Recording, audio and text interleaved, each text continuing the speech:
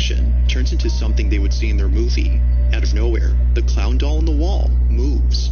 Unaware of what just happened, she continues watching the film while the boyfriend remains speechless, as it seems that the doll had come alive. While some think that the film had something to do with this, the couple believes that something else was responsible. As it turns out, they live across a cemetery that's quite literally down the street from them. The following is the girlfriend's footage. Take a look. My scary clown video.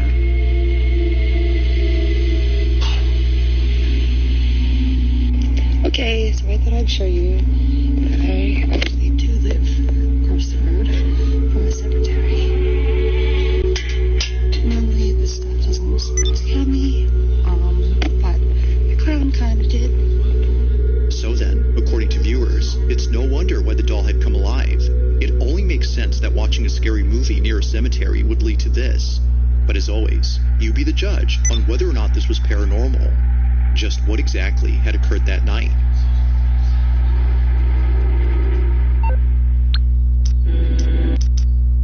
Create your own sunshine with the new Jergens Natural Glow Brightening Daily Moisturizer. And embrace a gradual tan infused with coconut oil and antioxidants. Nourish and brighten every day.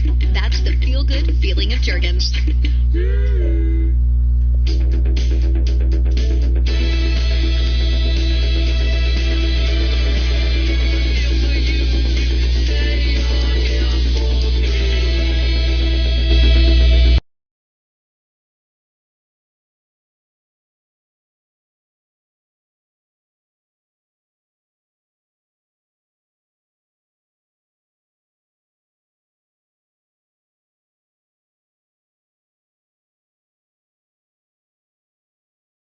Secluded forest when he finds an abandoned house.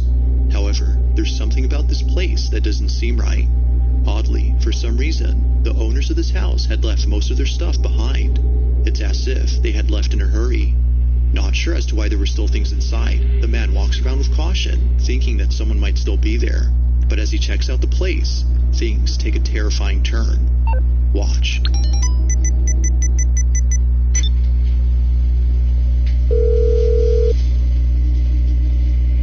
Hey, what's going on? There you go.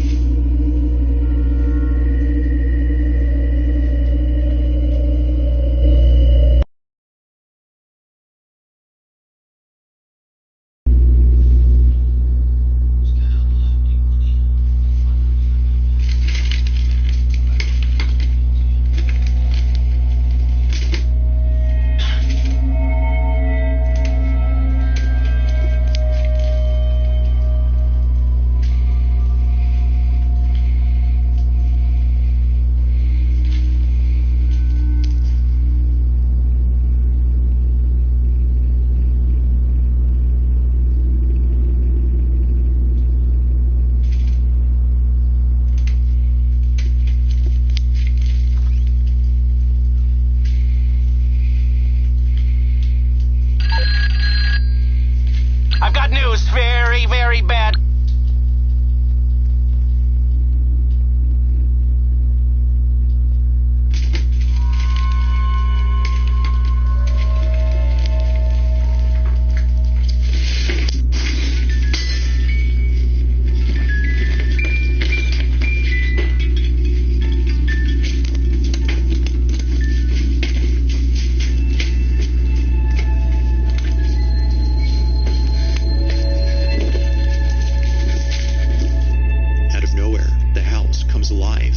Things move on their own, and a musical box begins to play by itself.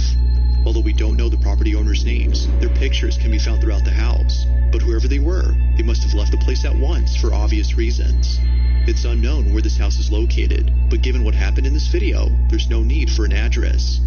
Whether actually haunted or not, the setting of this place is creepy alone. But of course, let me know your thoughts on this one. In the following video, 3 friends when one friend decides to call their mom after something scary had occurred. I should be home in about 10 minutes. I need you to stay calm, though, okay? Okay, alright. So calm, quiet, keep the door locked. Alright, do not go out of the room whatsoever. All three friends are locked up in this room, and for good reason. Earlier, they heard a loud crash from downstairs and other noises emanating from all over the house. They had thought someone had broken in, which is why the police were called.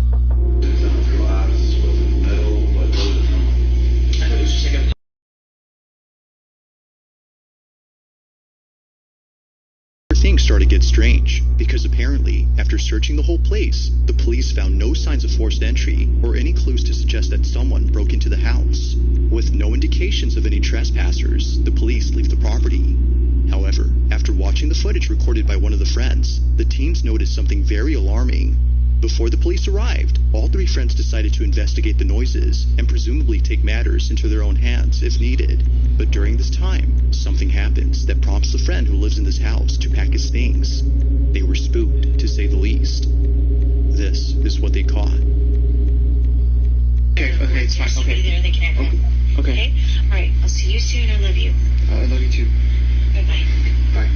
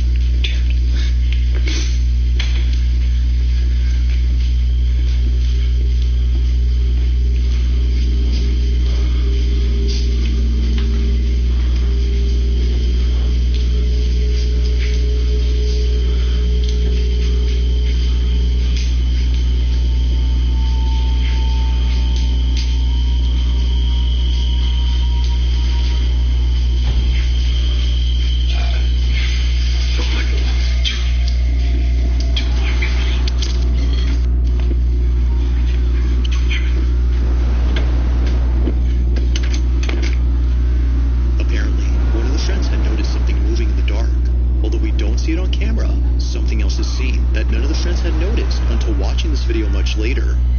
In case you missed it, this is what was caught.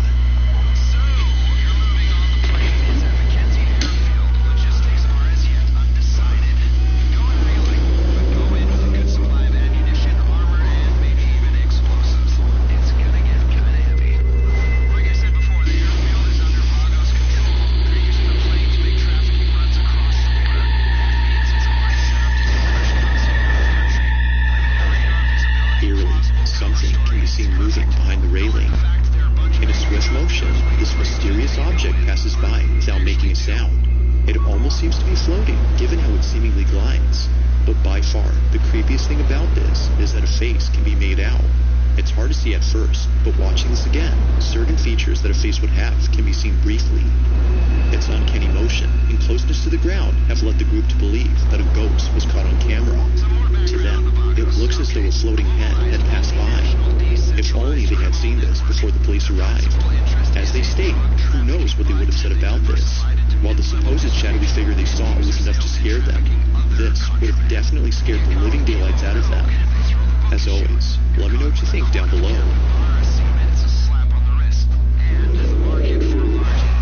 Panera's packed with flavor bagel just got stacked with even more for just $7.99. In their new Asiago Bagel Stacks. Choose from the chicken Roma with grilled chicken and green goddess dressing, the spicy steak or zesty Tuscan. Only $7.99 each and only at Panera for a limited time.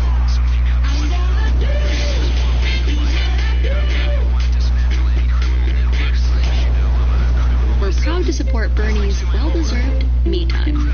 Lazy Boy, long live the lazy. Wait. At around 9 a.m. on a Monday morning, a teenage girl named Mildred Neva wakes up to find her dog snuggled up on her blanket. Rarely does her dog ever do this. For once, her dog has finally chosen to nestle up in bed with her and her sister, who both share the same bed. Although initially caught off guard, she proceeds to grab her phone to record this moment. But as she records, something happens that leaves her extremely terrified. After looking closely at the footage, she saw it. This is what she caught. Looks like a shit show down there. Clear the airstrip before you think about taking that bird into the sky. The plane gets shot up with that down there. Our cell phones are going loco, people. Expect more of them any second. But remember, the mission is the plane. Keep it up down there. The more noise you make at the airstrip, the more plausible the cover story becomes.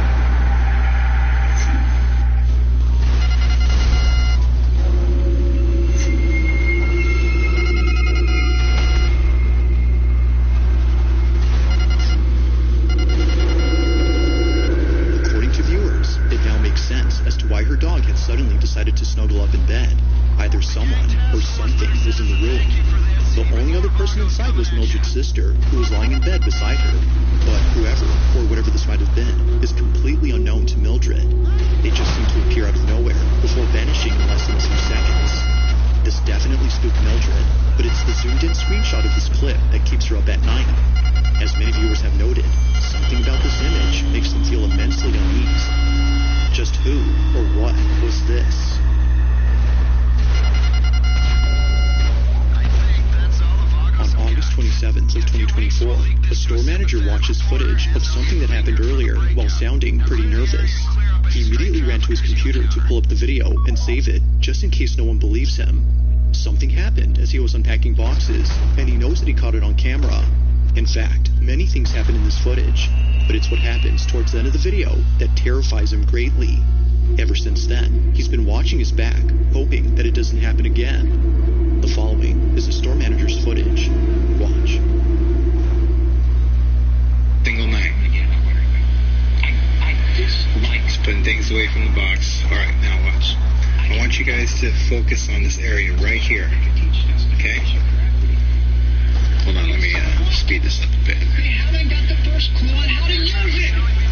I mean, Watch. you have the doctrine right, and you stow it on a shelf in your closet, and do not pull that Look. doctrine out.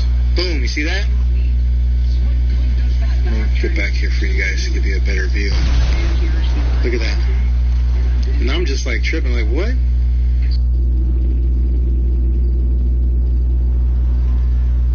Okay, but pay attention to this area right here. I can grant that they've checked Watch. the shop, they can teach justification correctly. But so what? It's not what I asked you. Is that you? Look, I'm here by myself. Nobody's here. It's just me. See that?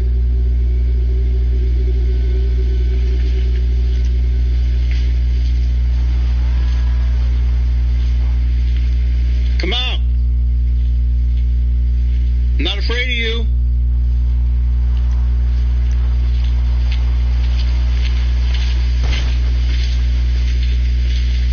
Is that you?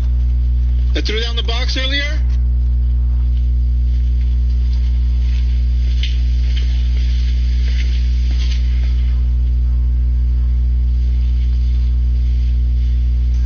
Come on out.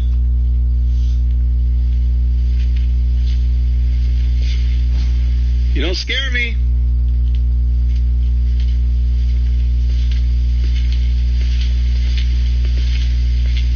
Come on out, pussy.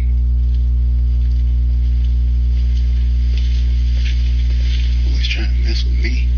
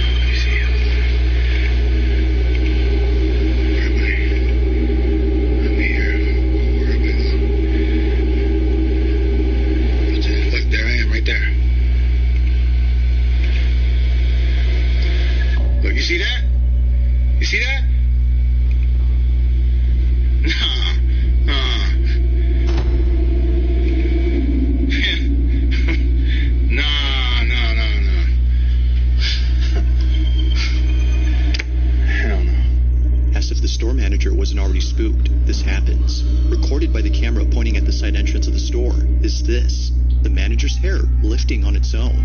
Or better put, getting tugged by something unseen. It's the sudden yank on his hair that sends him running in a panic frenzy, making him think that someone was messing with him. But upon watching the security footage of this incident, he sees that no one was behind him. If no one was there, then whose forceful pull did he feel? While some viewers believe that this might have been the ghost he was calling out, others don't know what to think.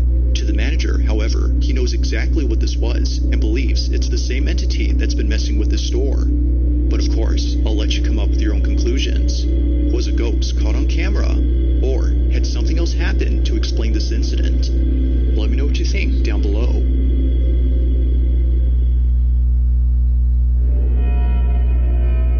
At around 3 in the morning, a truck driver is heading northbound on the I-57 when suddenly he begins to panic.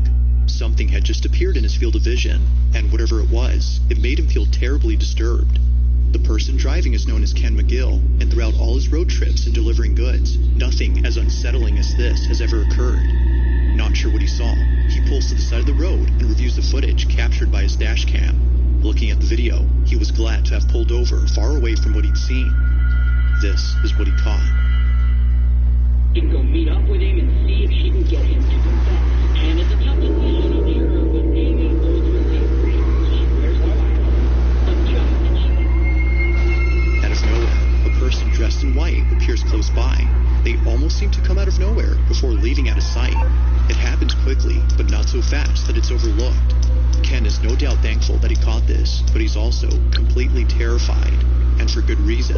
Only a day later after posting this video, an accident had occurred Hey at this there. exact spot. What can I help you with? Indicate that those involved in the accident No problem. saw a lady I'll get him dressed off in your white back. in the middle of the road, causing them to swerve their car to avoid hitting her. However, when interstate police looked at security footage that caught the event, they only saw the car swerving and crashing, but not the lady they claimed to have seen. It appears that they swerved for no apparent reason. While those in the accident swear that they saw a woman, Ken believes that something supernatural had appeared. Whether ghost or not, this whole incident continues to baffle him. In the following video, a nurse working at a hospital decides to go inside a room where many doctors and nurses are afraid to be in. The room in question is located on a floor that, according to rumors, is haunted. It isn't known if the rumors are true, but apparently, after what was captured, it may be the case that something truly strange is happening on this floor. On March 9th of 2021, a nurse known as Shanae Richardson pays a visit to the floor in question. On this floor, there's a hidden room that for some reason is blocked off from access. So, one night, Shanae decides to enter this room. She had gained access by asking a custodian to open it for her, but little did she know, this was a bad idea. Watch. So everybody wants to see what's behind the door, so I'm back and I'm going to show you what's finally behind the door, okay? Alright, so one more time, this is everything that's wrote on the door behind this door in this hospital, and it's been unlocked, so I'm going to go inside.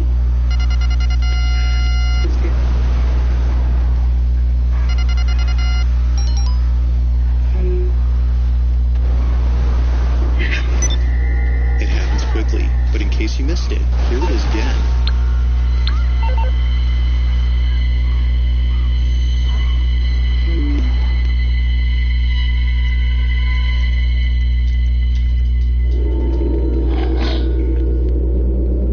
It now makes sense as to why Shanae had suddenly shut the door.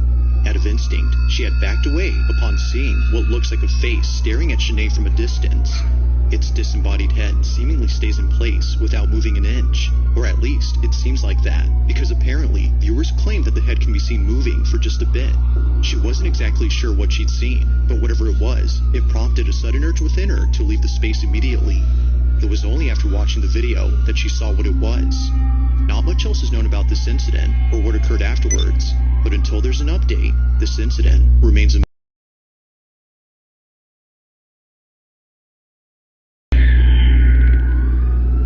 video, two friends are exploring an abandoned paper mill with extreme caution. Aside from the fact that the old mill has potential hazards all around, there's another reason why both men are treading carefully. Rumor has it, the old paper mill is haunted. Now both friends are known as Kenneth and Justin, and they've set out to explore a place where residents have either seen or heard unexplainable things. One resident recounts a time when he he and his friends saw something pretty creepy. Yeah, most definitely. Paper Mill's haunted as shit. Because I went there the one night, me and my buddies. We all went over there, and we were drinking a little bit, but yeah. My buddy caught it on camera that, like, something ran behind us. No kidding. On Snapchat, like, he caught it on camera and everything. Dude, I'm gonna be down there. Now, there's a lot more stories from others who live near the mill, but the reason Kenneth and Justin are visiting the place is not because it's haunted, but rather to see what's left of it. This is a hobby of theirs, and the old paper mill in Austin, Pennsylvania is on their list of places to explore. But little did they know that something terrifying would happen while being there. Both friends are exploring the old mill when they find a dark space beneath the building. They head down and capture this. Well, I want to get that lower, closer down here. There's a bone beaver down there. Good. Holy sh**. See it right there? What is it? A bone. Bone. I don't see it. Oh, it is. What the fuck? Holy smokes.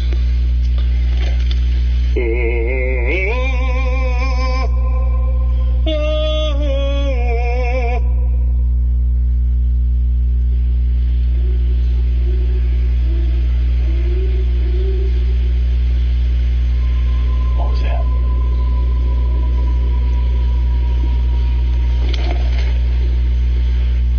Hello?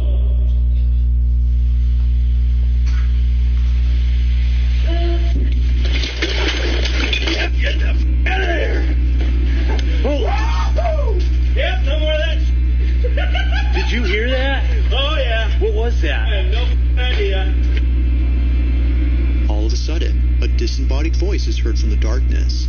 Both men, upon hearing this, run away in a frenzied manner, as it seems that someone or something had responded. It almost sounds as though a child had responded to them. But assuming this was an actual kid, the question arises, what's a child doing in a dark cellar of a building that's been abandoned for years? Now, nothing strange happens afterward, but throughout the trip, you can for sure tell that they were left disturbed. Just who, or even what, had been there? They have no idea, and they don't plan on ever coming back to find out.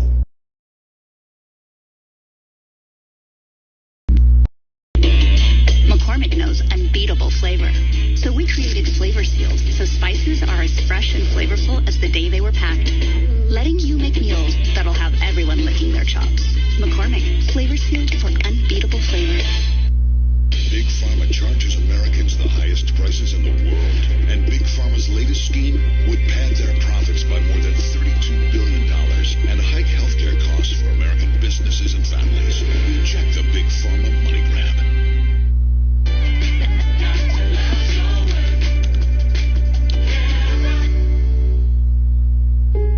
Clean ingredients for life's most sensitive skin. Honest. In this next video, a child is getting ready to go to school when something very strange happens. It was on a Monday at around 7 a.m. that this happened.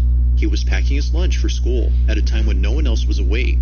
It was just him, alone downstairs in the kitchen. This is where the mother claims to have heard her son screaming out of his lungs in the most gut-wrenching manner. The video captures this, but there's also something else that's caught that no one in the family could explain. This is their footage.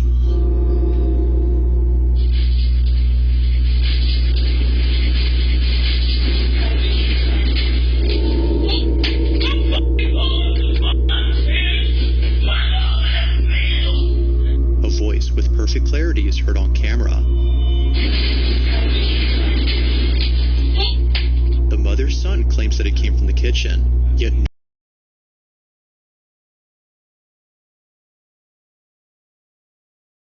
he wasn't alone. Now, this whole incident gets even creepier when listening to the story provided by the mother.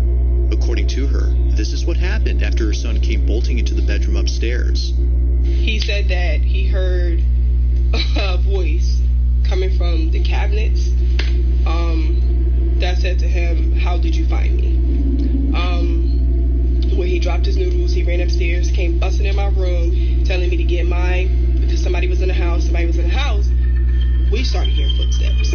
I mean, big, heavy feet coming up the steps. As she states, the sound of footsteps going up the staircase was occurred just moments after her son came running into the room. Everyone else had been inside the room, so she had no clue as to who was on the staircase. Either someone was actually there, or, as many believe, something beyond comprehension had paid them a visit. Whatever the case might be, her son's guttural scream will stand out as the most horrifying part about this incident.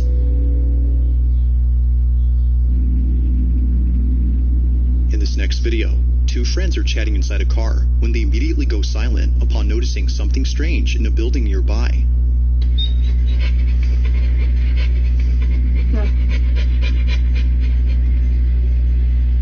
Now, the first half of this footage doesn't really show anything peculiar. All that's seen is someone who, for some reason, is walking back and forth in the privacy of their own home. Although spying on someone who they don't know is already strange enough, it's the following detail that both friends find very strange.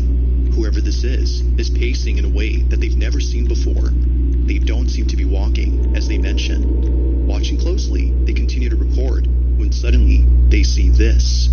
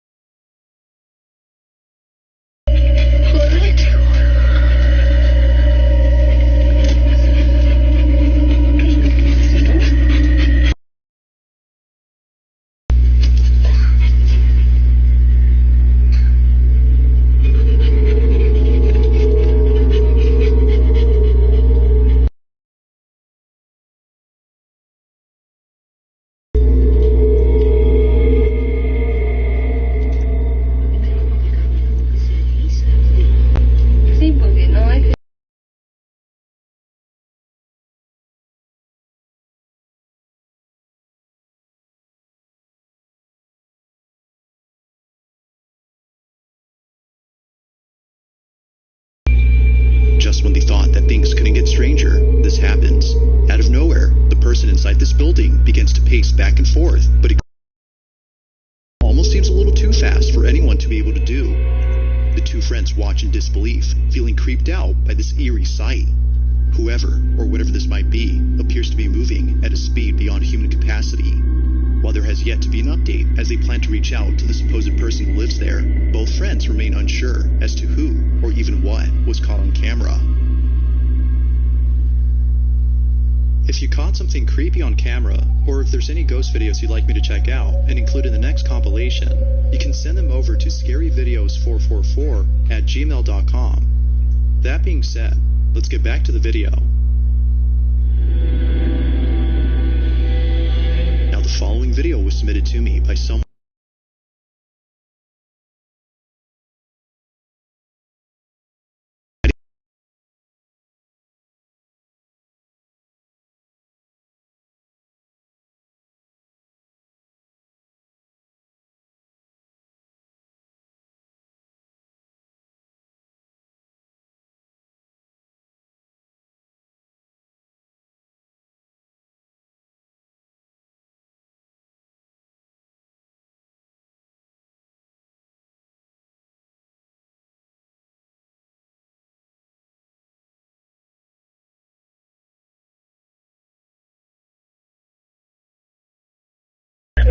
Can you see this yet?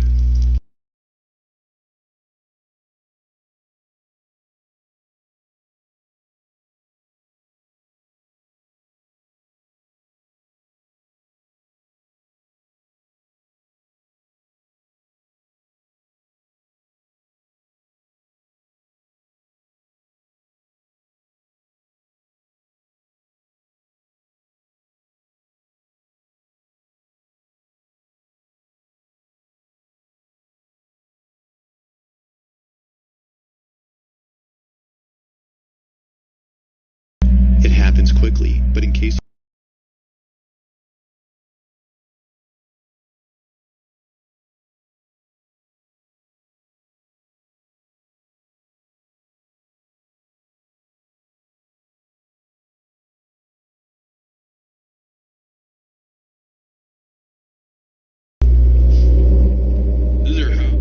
like something out of a horror movie, a pale-like face is seen floating in pitch darkness before disappearing.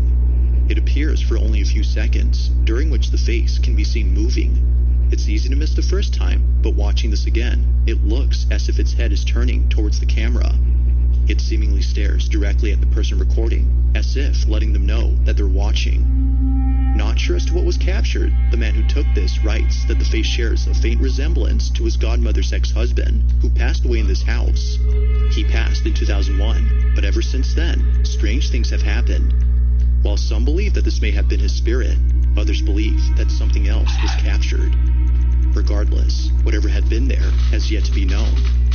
But as always, let me know your thoughts on this one.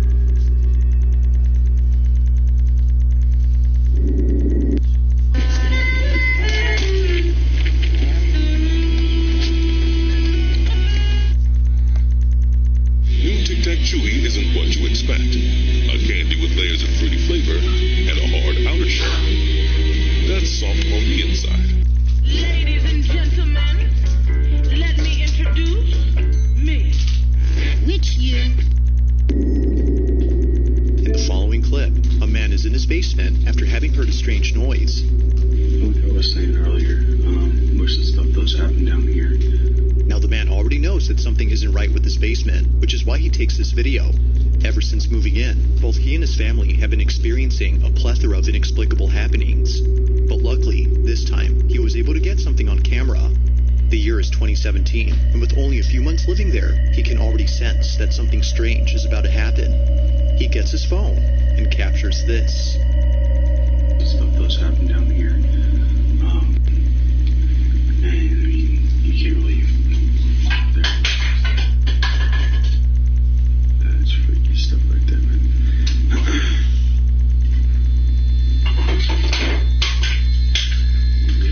That's what you call it.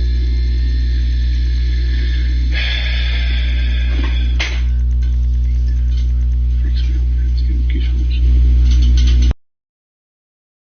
Boy, here we go with the door there.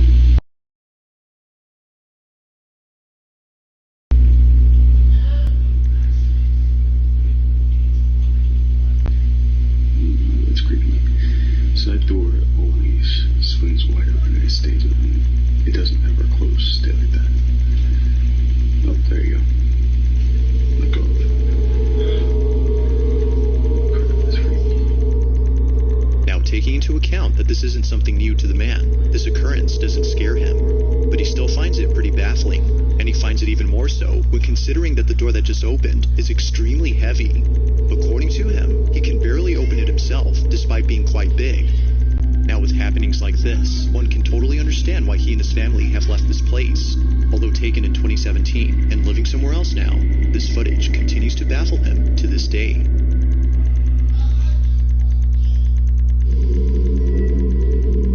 On the night of March 5th of 2024, a young girl is wide awake at a time when she should be asleep. Despite being past her bedtime, this doesn't stop her from playing with her toys. Throughout the night, she remains awake while keeping herself engaged in imaginary play. But little does she know, something unexpected would interrupt playtime. According to the child's mother, the family has been on edge ever since watching the footage recorded on their daughter's security camera. It's around 11 at night when this is captured.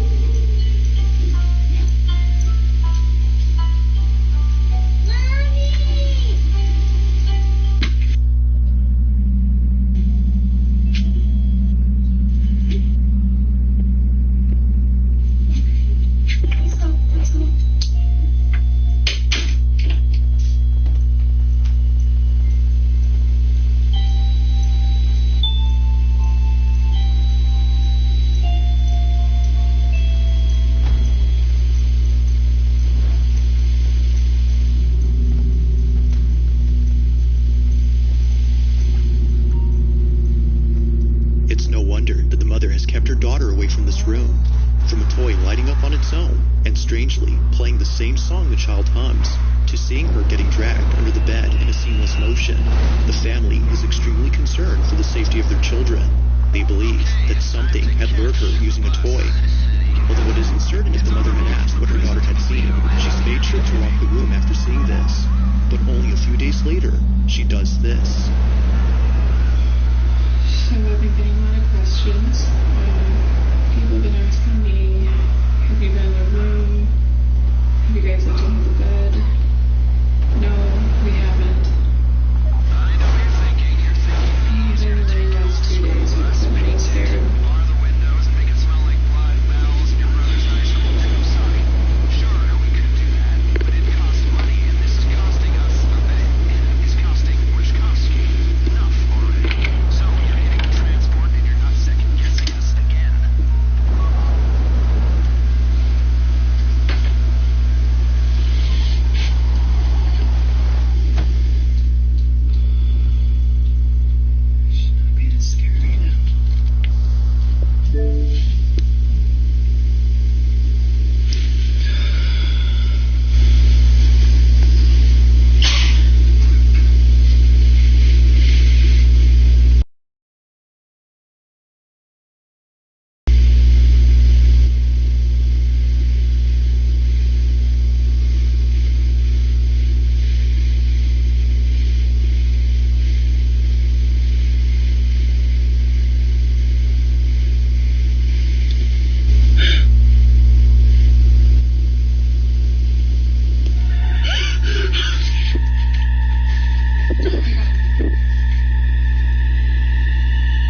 As if checking under the bed wasn't already scary enough, she captures this, a creepy-looking doll hidden below the mattress. She continues to record when suddenly the doll begins to move. Now it's a bit hard to see at first, but after looking again, its head can be seen shifting ever so slightly. It's as if it knows it's being seen. Immensely terrified, the mother bolts out of the room in a panic frenzy. Naturally, she's kept the room locked ever since then. While it isn't known if anything else had occurred outside of the room, the mother continues to post updates giving her thoughts on the whole situation. But currently, the question on the parents' mind remains unanswered. Just what exactly had dragged their child under the bed?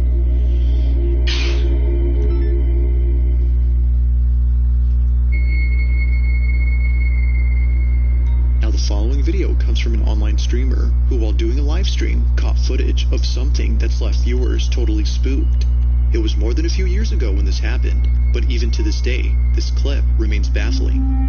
Now the clip itself comes from a live stream in which Ari, the online streamer, was getting groceries for the week. Live streaming out in public is something that she occasionally does before ending her streams at home.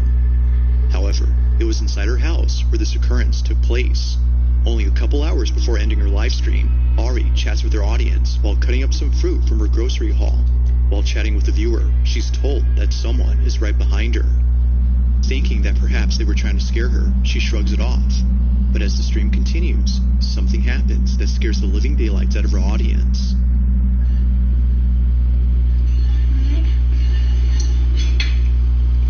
Dicen, la niña de atrás que no hay niños atrás, dicen querer asustarme.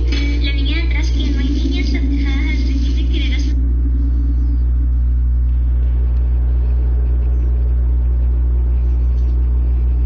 In the background, someone else is briefly seen. This was strange, considering that Ari lives alone. Yet, it appears that someone else had been there. According to viewers, this supposed person looks like a child. Looking closely, it appears as if a little girl had popped into view before quickly hiding away. Again, Ari had no idea as to who it was that they saw. She had thought they were trying to scare her, but after looking at this clip, it became clear that they weren't playing around with her. Someone or something was in fact right behind her. Not much else is known about this clip or what occurred afterward, but even if no context is given, the clip alone is enough to make viewers unsettled. So then, just who or even what was caught on camera? You want to see yourself in the mirror, you know, like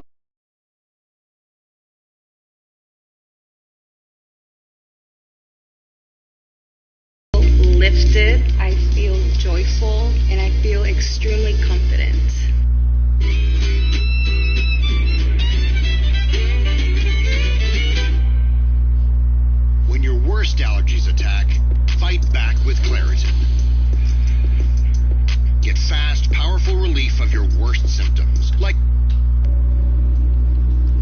27th of 2024, a woman named Jalen immediately grabs her phone to record something on camera. It isn't often the case that this happens, but tonight it occurred once more.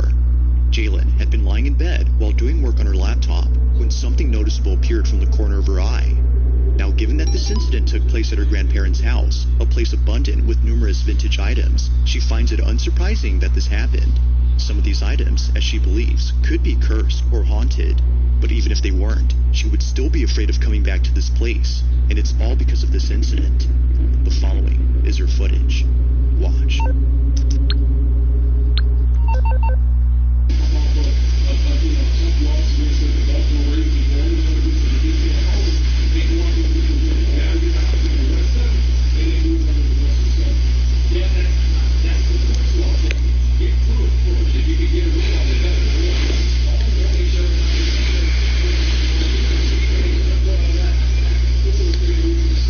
This thing just moved.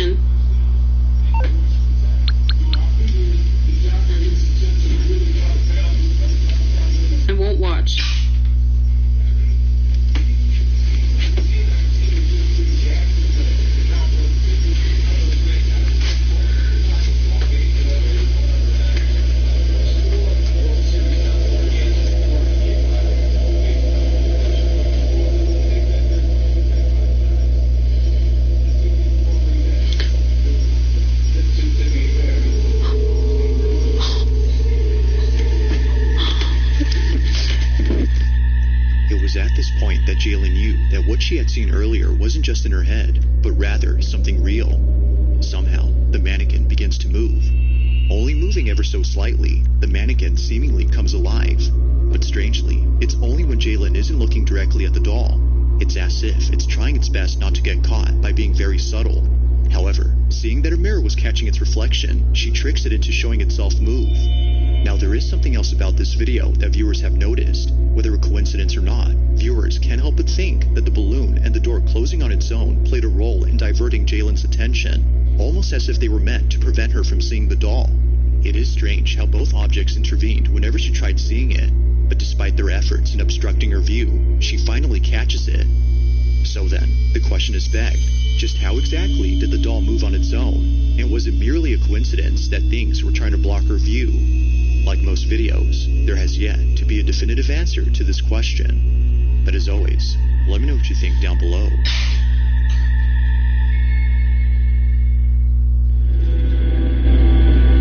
The following video comes from Edgar V, and in this footage, Edgar is recording a toy mirror that belongs to his daughter.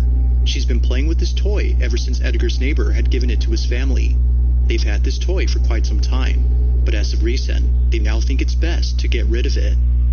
Edgar says that just a few nights ago, he was passing by his daughter's room when he heard her talking to the mirror.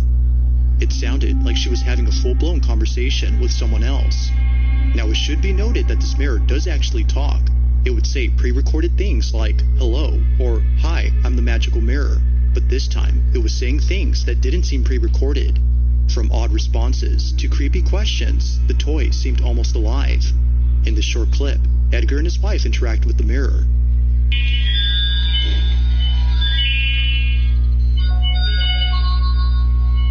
Hola, bienvenido al Castillo de los Sueños del Espejo Mágico. ¿Cuál es tu nombre? Yo soy Jessie, la princesa más bella del Castillo de los Sueños del Espejo Mágico. ¡Qué tierna eres! Nosotras seremos mejores amigas. ¿Tu personaje favorito? Si papá pregunta, mi favorito es mi papi. Si mamá pregunta, yo responderé que la que más me gusta es mi mami. Y si tú me preguntas, te diré que el que más me gusta eres tú. Soy una niña muy inteligente. Now, viewers couldn't help but notice how quickly the toy responds. According to some, it seemed a little too fast for an average toy like itself.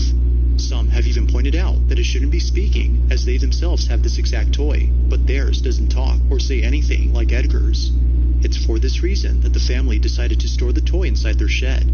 Over time, though, Edgar's children would come in and mess with the toy. From scrapping it to beating it up, a number has been done to this mirror.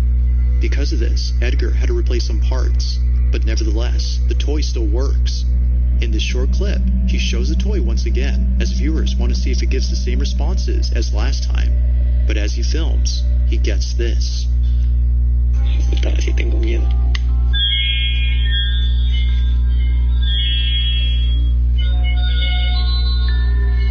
Hola, bienvenido al Castillo de los Sueños del Espejo Mágico. Hola. Hola, encantado de conocerte. Gracias, a mí igual. Me da gusto. Eres muy divertido.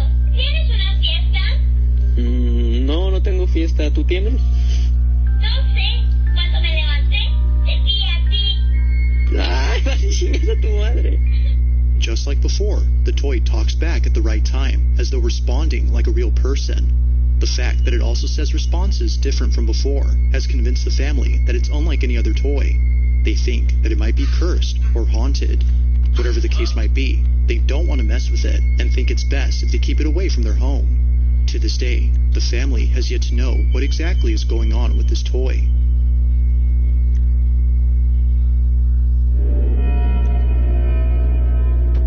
On a Thursday afternoon, a mother walks out of a house in a panic frenzy, as it was just then that something baffling had occurred.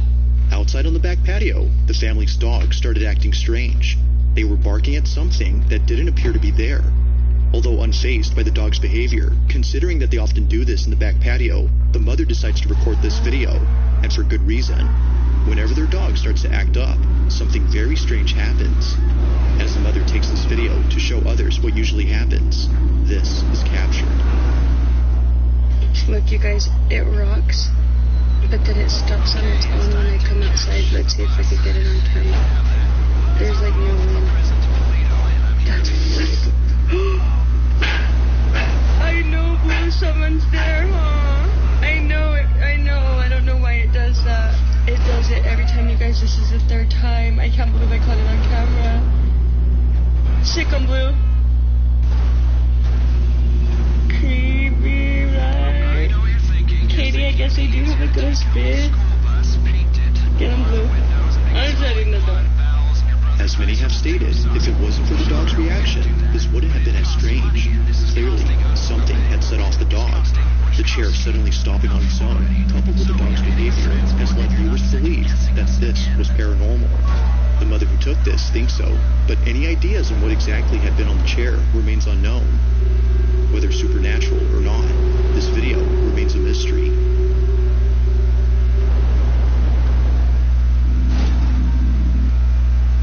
Tic-Tac Chewy isn't what you expect. A candy with layers of fruit flavor and a hard outer shell.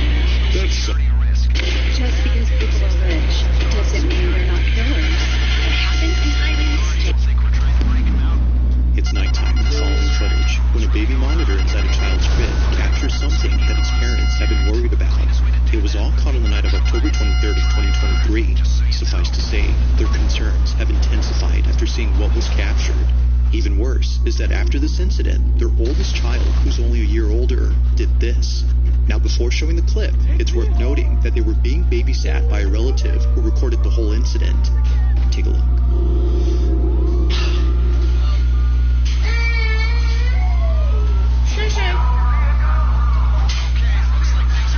Cheyenne.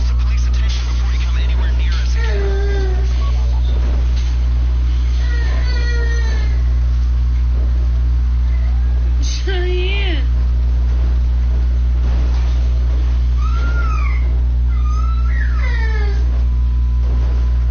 Now, what's concerning about this is that the parents have seen this behavior before in the house they used to live in.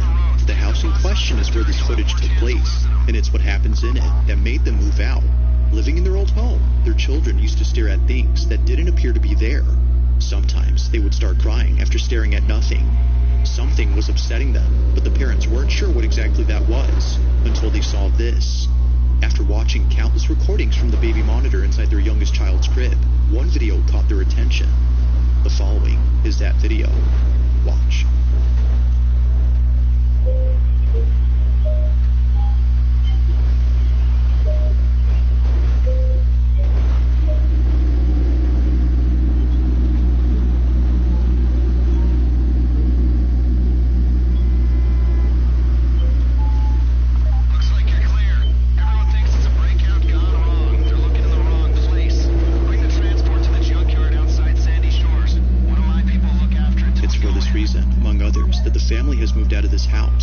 They believe that what was captured had been the spirit or entity that's been upsetting their children.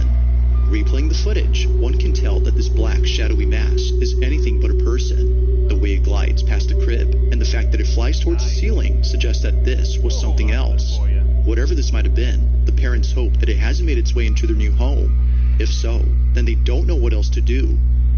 For now, the family continues to share videos of paranormal happenings from their past home in the hopes that someone could explain what's happening and see if anything must be done to keep them safe.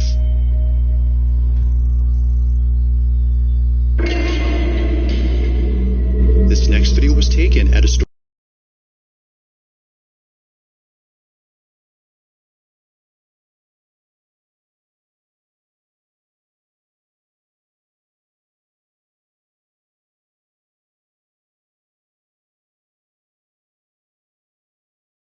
Hopes that someone would bite off his hands as soon as possible. Ever since having it, the stuff inside his unit would move on their own. Now, noise complaints would often be made by employees who accuse the man of living in his storage, but after setting up a camera to show that it's the stuff inside being thrown around, he captures this.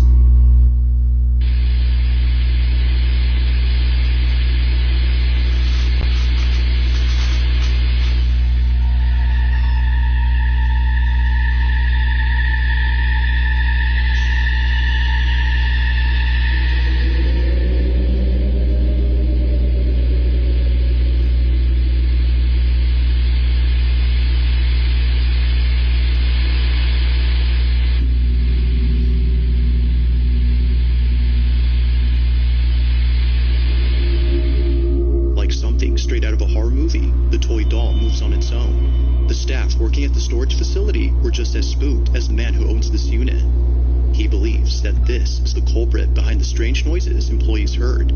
While there has yet to be a prospective buyer for this doll, the man continues to document the monkey on the off chance that something else is caught on camera. But currently, nothing else has happened. As always, let me know your thoughts on this one. On the night of May 10th of 2024, a mother's looking at her child through a Ring camera when something happens that scares the living daylights out of her. Veronica Alba, who submitted this video, writes that she was watching over her child from a different part of the house. She was upstairs, getting her 2-year-old ready for bed. Her 4-year-old, who was downstairs, was waiting for her to come back. But during this time, something happens that Veronica can't explain. Mind you, that no one else was home except Veronica and her 2 children. This is her footage. Watch.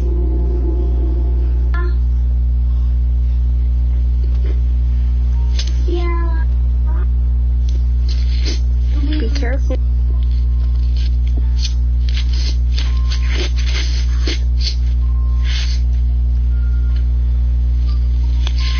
It's me, Snoopy.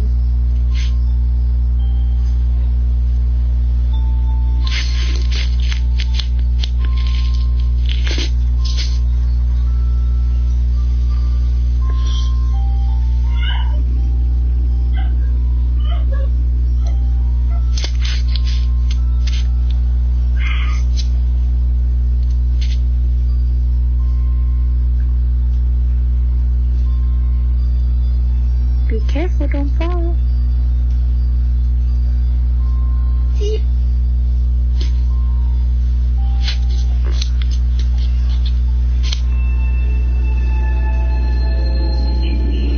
Now Veronica writes that she didn't hear the screams on camera till much later. It was only after playing the footage from the cam that she heard it.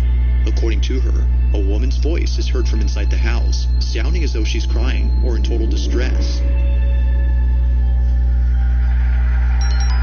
She doesn't think that it came from outside, considering that the voice echoes within the walls of her home. How she didn't hear this when it happened baffles her, but the fact that it came from downstairs where her child was alone makes her feel very unsettled. Without knowing where the voice came from, she continues to be on edge, hoping that it doesn't happen again.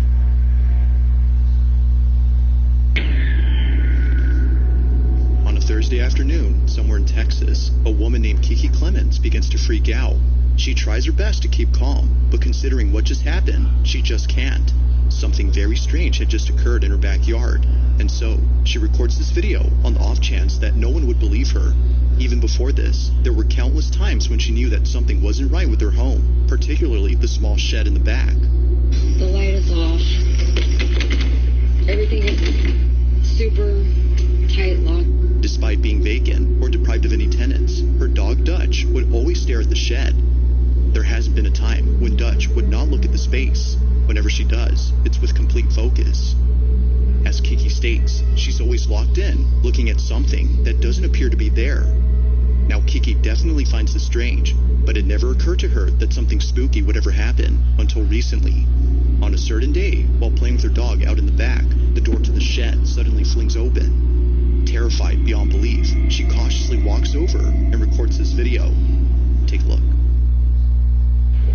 That was hella weird. There's literally no way that door just opened by itself.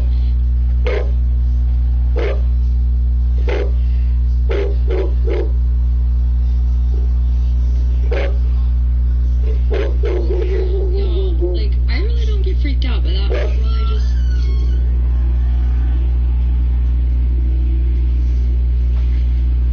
The door has a keypad lock on it.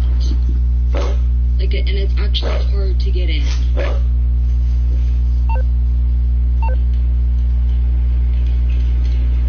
Dutch, where are you going? Don't leave me.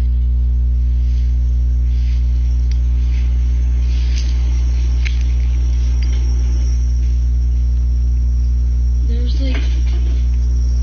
What?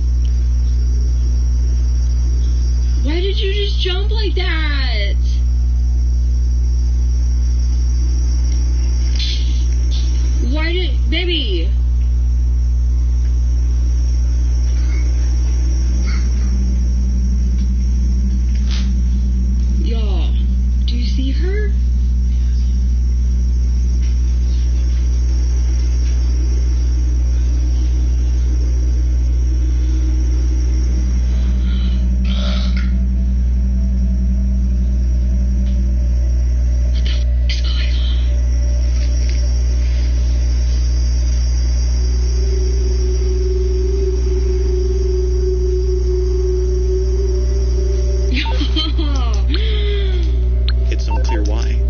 is looking at a certain spot behind the door. Clearly, no one is there, given that no feet or shoes are seen below the doorframe when Kiki approaches the shed. If no one is there, then what is? It doesn't seem obvious, but one thing that many viewers have pointed out, which freaked out Kiki upon realizing, is the fact that Dutch is looking past the door's height. Whatever is there, according to viewers, must be tall. Considering that Kiki thinks something supernatural had occurred, she believes that something was actually there that only Dutch could see. To this day, her dog continues to look at the space as if scared by something that can't be seen.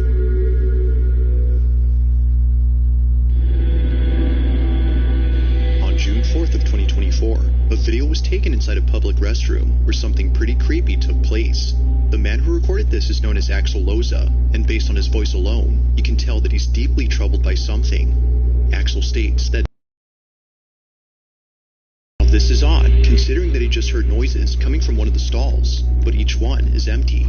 So, as an attempt to get this on camera, he begins to record and captures this. Donde quiero que vean, estoy ahorita en el baño de la universidad. Pero el pedo ahorita es que acabo de terminar de hacer el baño. Y pues estaba todo normal. Pero ahorita está ruidos raros. Y se está tocando la puerta, pero quiero que vean que pues no hay nada. Vean, ahí está mi reflejo, pero vean de este lado, pues aquí no hay nada. Acá tampoco, vean, aquí tampoco hay nada, aquí pues tampoco, vean. Y acá el lugar es bastante pequeño y está mi reflejo, pero a ver, voy. Escuchar.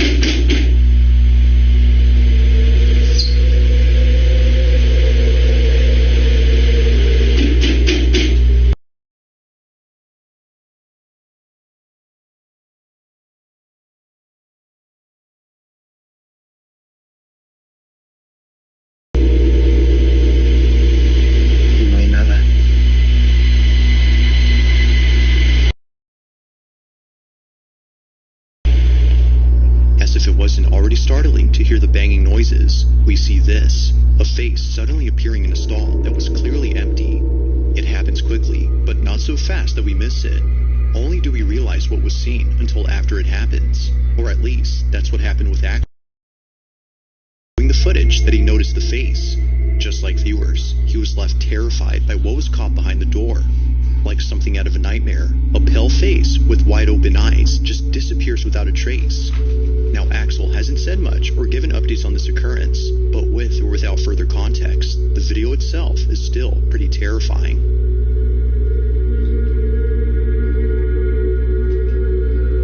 Thanks for watching, and I hope you enjoyed. Also, if you haven't already done so, please subscribe and make sure to hit the bell icon so you don't miss any uploads in the future. Also be sure to check out the official TikTok account for this channel. That being said, until next time.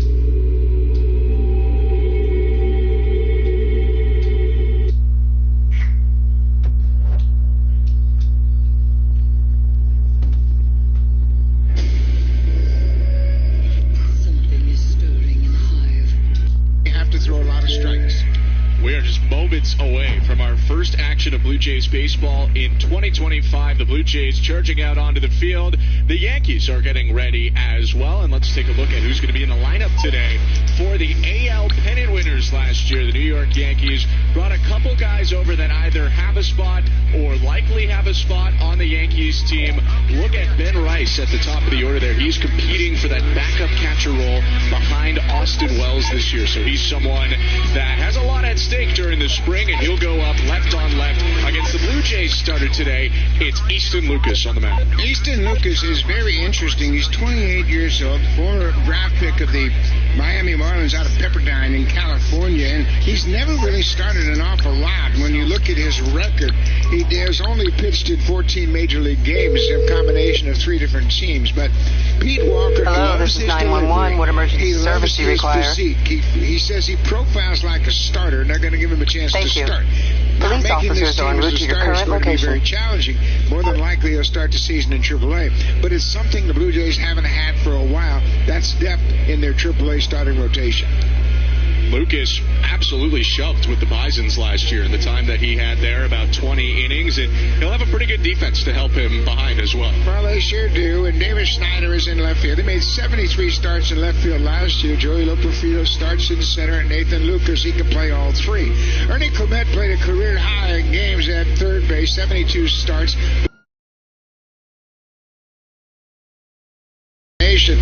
Andres Gimenez has won 3 Gold Gloves, and he is without many peers in the majors defensively. Vladdy Guerrero over first, and now Hendel Kirk. He made 89 starts a year ago. John Snyder expects him to start maybe 110, 115. But this guy right here, as you watch him during the course of the season, he's going to remind you of Robbie Alomar. Watching him take ground balls over the last couple days, I mean, it's a show. Sometimes that's not the most entertaining thing to watch, but when he's on the field, he's making plays that you just haven't seen before. Yeah, he's a lot more than just defense, and he can hit, and he's hitting second in the lineup today. Don Mattingly saw him as a young player with the Mets, and Mattingly thinks for sure that he's got a chance to hit. He hit .297 a couple of years ago. And we're going to talk to him a little bit later in this ballgame. He will join us on the broadcast after he's substituted out. But for now, we get ready for the first pitch of the Blue Jays spring. Ben Rice in the box and Easton Lucas on the mound. Swing and a miss, and the Blue Jays get started the right way. Strike one. Well, and that's going to be something Pete Walker wants to see from all of his pitchers, not just the starters, but the relievers as well. Take the advantage. Get the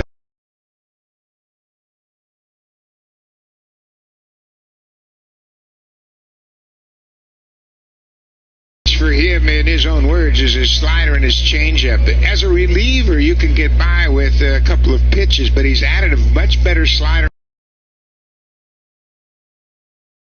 Something that's really important if you're going to start. Near miss there for Lucas, and it's 1 ball and 2 strikes. On the other side, Ben Rice played a handful of games for the Yankees last year, mostly filling in at first, but he's catching today. That's actually his more natural position. Ball, strike 3. Lucas freezes Rice there with an off-speed pitch, and it's a strikeout to start his start. Yeah, absolutely. He wants to be efficient. Obviously, when you're pitching as a starter, game you can pitch, and he finishes off Rice with a good breaking ball that catches the outside corner.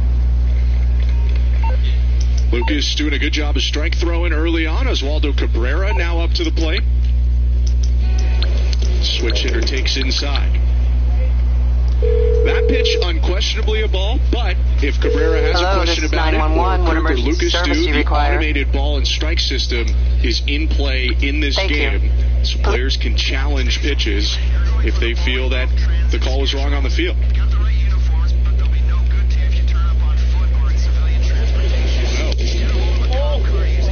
Yeah, and it's something that each team has 2 challenges, and if you lose the first challenge, you're down to 1, but if that challenge is successful, you maintain that challenge. So I think you have to be real prudent as far as when you might use it. On the ground, and a diving stop by Vladdy. Throws it to the covering Lucas. Nice play by the Blue Jays for the second out. We talk about Gimenez with his Gold Glove. Vladdy's got a Gold Glove too, and he is one of the best at throwing, whether he's standing on his feet or from his knees, and he throws on the money to Lucas. Look at where he starts. Ranging to his right, Gimenez was up the middle, and Vladdy from one knee throws a strike to Lucas, who had the bag covered. Vladdy can play. He can really play first. Credit to Lucas, too, reeling that in and getting himself to the bag. 2 quick outs for Easton Lucas with the longtime Met, now with the Yankees in camp, Dominic Smith up to the plate. Parts of 8 seasons in the big leagues, and it's been a struggle for him the last couple of years. Former #1 pick of the Mets. Spent most of last season with the Red Sox, had a small cameo with the Reds as well.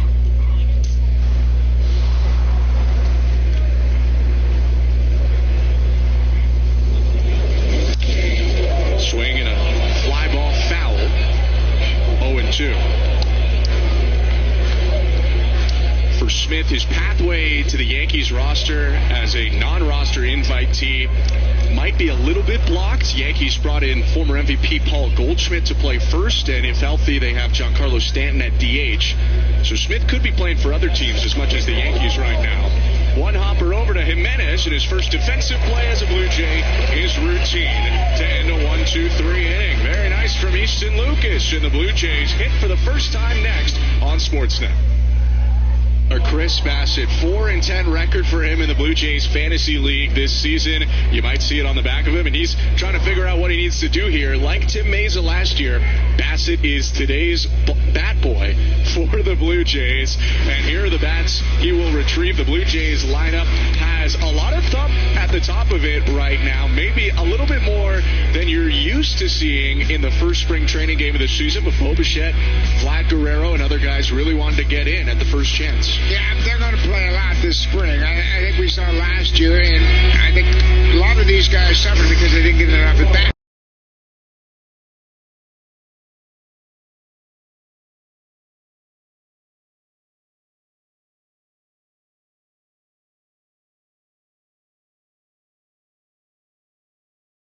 For him, if he can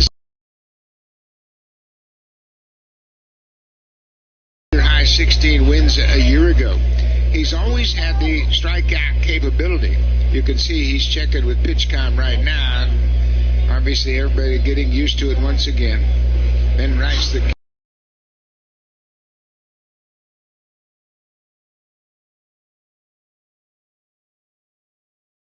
ball and a cutter, and his fastball average 95. He's always been a strikeout pitcher. He'll come at you. First pitch swing, Bichette rolls it to second base. Braden Shoemake over to first. There are few lefty starters in the majors who throw as hard as Carlos Rodon. Yeah, and like I said, he's just dealt with injuries throughout his career, and last year he was healthy. Signed a 6-year contract with the Yankees in December of 2022. In 23, he even had some forearm issues to start the season, got a late start to his season, but when he's right, he's as good as any lefty in the big leagues. Speaking of lefties, left-handed hitter Andres Jimenez takes outside in his first plate appearance in a Blue Jay uniform. Patient approach to start as he takes his strike there, 1-1. Buck, you had mentioned earlier the .297 average for Jimenez in 2022. He had 17 homers in that season.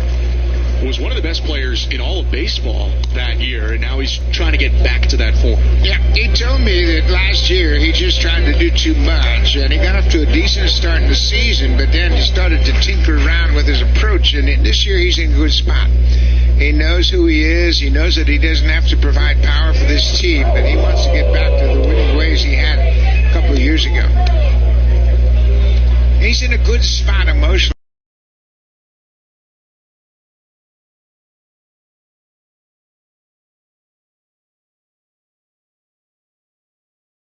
He's a back non-roster guy, and Vic.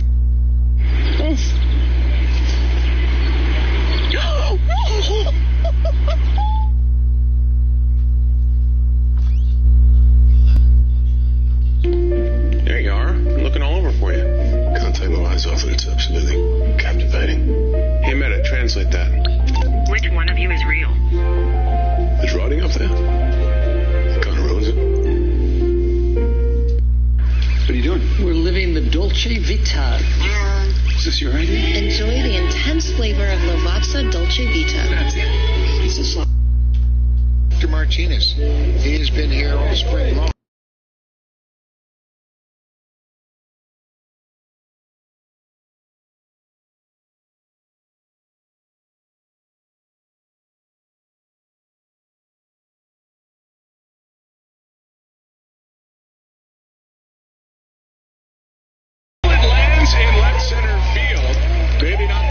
Base hit he's ever had, but a base hit for Jimenez the first time he puts the ball in play as a Blue Jay. Yeah, and you know, top of the order is going to be interesting for the Blue Jays. Who's going to lead off? Who's going to hit second? And John Schneider's going to experiment with a lot of combinations. You take a look at this pitch. It's down. He stays on it and flares it over the shortstop's head into the outfield.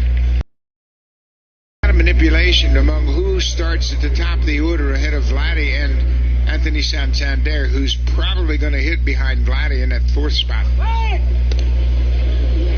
Throw over to first. One thing Jimenez brings to the Blue Jays is stolen base ability as well. He's a guy who can swipe 30 or more bags in a season.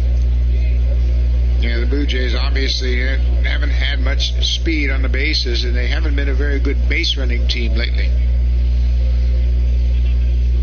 First pitch to Guerrero. Called strike. Vladdy's smiling. I wonder if he was thinking about tapping his head there for a second, but he opts not to. Nah, you don't want to tap it in the first inning, that's for sure. You only get 2 in the course of a game.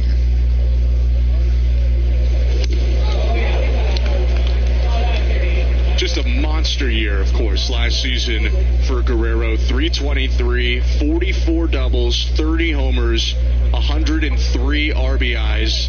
July, August, he went on one of the great hitting streaks in Blue Jays history. And he looks just as good right now physically, if not better, than he did last year. Yeah, he is in a different place now. He's 25 years old, soon to turn 26, and he's just one of those guys that he understands who he is. Jimenez takes off and easily swipes second base. Well, Vladdy's standing at home plate, nodding in agreement with Jimenez because he has moved himself into scoring position. Ben Rice didn't have much of a chance to throw him out. But first stolen base of the spring for the Blue Jays, and he gets a walking lead, gets a good break, and never even looks back. I like that, because it's not going to take any speed away as you just focus on sliding into second and don't peek over your shoulder. Guerrero laces the 2 under right field. Coming around third is Jimenez, and the throw goes into second. 1-0 Blue Jays on Guerrero's RBI single. For run producers like Guerrero, it is so much easier to hit with a runner in scoring position than it is with the guy at first base. Because now you know it'll just take a single to score the runner from second base. And you cut your swing down, and Vladdy does this as well as anybody. Goes the other. First, 1 out, and Alejandro Kirk at the plate.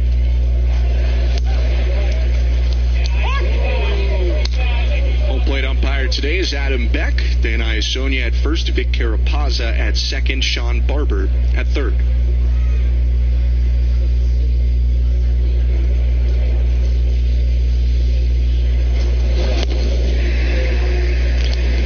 You had mentioned it earlier, Buck. It's a big year for Alejandro Kirk.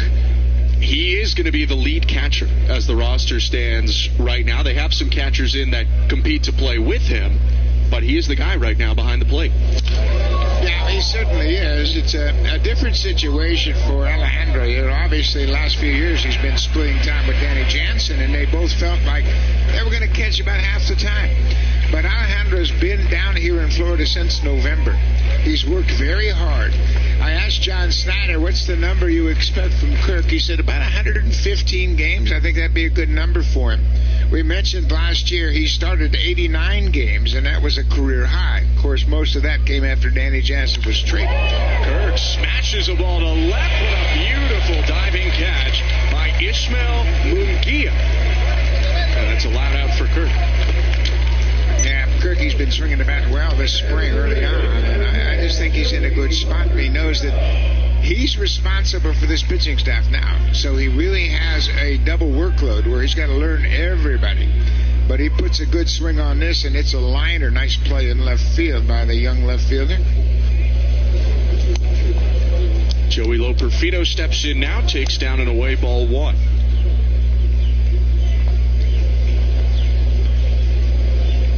Vladdy on first after his RBI single. And Loperfido hits it foul. 1-1. Loperfido got 137 at-bats last year after the trade from Houston. And obviously mid-season for a young player trying to get acclimated to your new teammates, your new team. I think he's in a much better spot right now. He is part of this ball club. Pops it up back of short. Munguia camps under it, and he'll make the play to end the inning. Blue Jays on the board, though, and guess who? Vladimir Guerrero Jr. His RBI single scores Andres Jimenez. Victories. Now, Guerrero did admit that this entire contract process has fueled his desire to have another big season. It's great motivation, Guerrero told us. I wake up every day thinking about working out harder than before and trying to put up good numbers, staying healthy, and going to the playoffs. So, guys, the Blue Jays fans are hoping a motivated Guerrero is also a dangerous one on the baseball field. Guys? Absolutely, Hazel. And Buck, correct me if I'm wrong, but a good Vlad season helps everyone involved. There's no downside to him playing well. Yeah, he has to play well. He's got a lot at stake, and obviously the ball club does too. Aaron Boone was asked about the Guerrero situation in reference to Aaron Judge, who went through the same thing, who played an entire season without a contract, looking toward free agency at the end of the season. And Aaron said it was never an issue with Aaron Judge, and I don't think it's going to be an issue with Vladdy Guerrero Jr. He is in a good spot. And Aaron Boone said, Aaron Judge played for the team that year, and he had a great year, and he was rewarded. He elected to go free agency. He went out there and sought many of the offers and then came back and signed with the Yankees. I mean, that's still a possibility for Vladdy as well. Certainly is, as Everson Pereira is the leadoff hitter for the Yankees this inning. Yeah, it's always a possibility that you go to the market and you just see what teams are offering, and then you and the Blue Jays as well can figure out what they're comfortable with. Well, Vladdy is exactly what you want in free agency. He's young. He knows the market. He's loved by the fans. He was born in Montreal. I mean, there's everything you want, and I just think it's difficult to find somebody that you can replace him with. I think he's irreplaceable. That's my opinion. Opinion of a lot of people, as Everson Pereira gets hit by a pitch there that ran in. So he'll go down to first. But, Vladdy is in a different spot than he's been the last couple of years. Even last year, he turned into a man. He's a leader. This is his ball club. He knows what he has to do to represent himself and his team. And he also feels proud to represent Toronto and Canada. First pitch strike to Spencer Jones, big prospect for the Yankees. Big prospect indeed. He's 6'6". Where are they finding all these guys? Everyone around them is 6'5" and up. Well, one thing he's got to do is he's got to cut down the strikeouts. He had 200 strikeouts in Double-A last year in 122 games. But boy, oh boy, you get intrigued by his physique. He's got great speed. He's a good outfielder. He's got a strong arm. There's a lot of positive things to be impressed by, and I wouldn't worry about the strikeouts just yet. Called strike 3. He punches out there on a front hip breaking ball, and Jones is the first out. Well, one thing that Pete Walker has noticed in his early experiment with Lucas is that he throws strikes. He said he knows who he is. He knows what his stuff is, and he saw him in 2 appearances last year in relief pitching for the Blue Jays. George Lombard Jr. hits it foul off the top of the Blue Jays dugout fence, 0-1. George Lombard Jr., of course, his father is the bench coach for the Tigers just 2 seasons ago.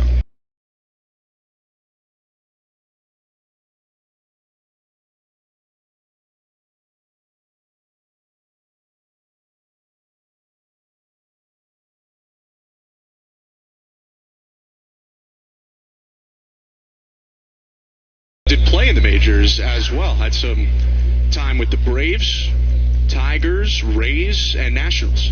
Long-time coach with the Dodgers. He was a terrific coach for L.A., and now he's the bench coach for A.J. Hinch in Detroit. Lombard Jr. coming off a season split between A and high A. A little bit light in terms of the batting average, but one thing he can really do is run. He stole almost 40 bases.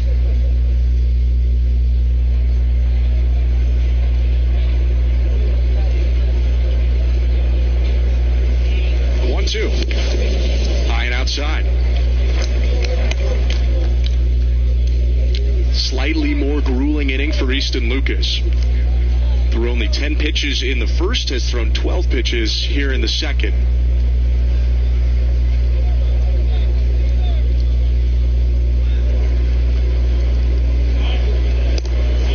oil check on the base runner Everson Pereira.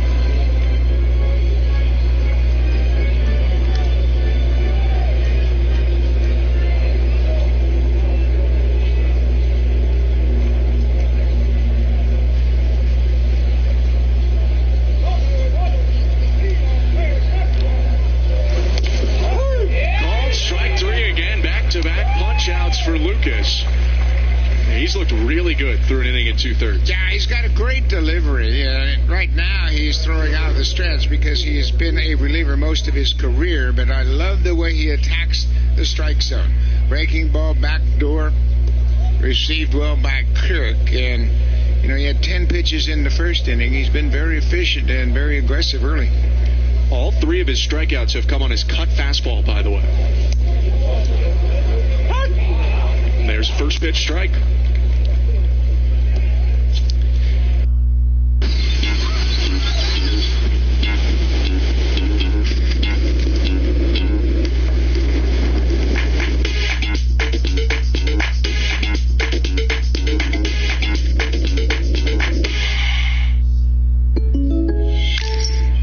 Joking? You're joking. Tell me you're joking. It's a little early for jokes, but here goes. This muffin goes on vacation. What's happening? You said joking 3 times. That's why I'm here. Anyway, this muffin... Well, I was just excited about my new car. New car? Oh, you don't need a joke. You need a Jake. Like a good neighbor, State Farm is there. Your State Farm agent can help you choose the coverage you need. All right, I got a show, so... You forgot your toothbrush, Jimmy Fallon. Like a good neighbor, State Farm is there.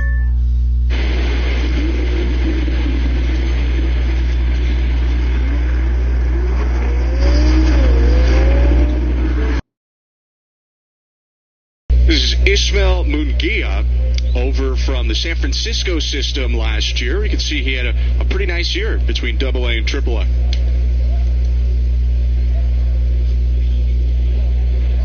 1. Hit foul, and again, Lucas ahead, 0-2. Ben, you know what happens when you throw a lot of strikes? Hitters have to expand their strike zone. They have to swing the bat, and they don't have the luxury of laying back and getting a pitch down the middle to hit. That's what Pete Walker is constantly preaching to his pitchers. Be the aggressor. Put the pressure on the hitter. By throwing strike 1, strike 2, now the hitter becomes very, very defensive. It's softly on the ground at third base. Clement has it, and that's another scoreless frame for Easton Lucas. 1-0 Blue Jays after an inning and a half. .com/promotions. A lot of new, fresh promotions for the Blue Jays coming out this year.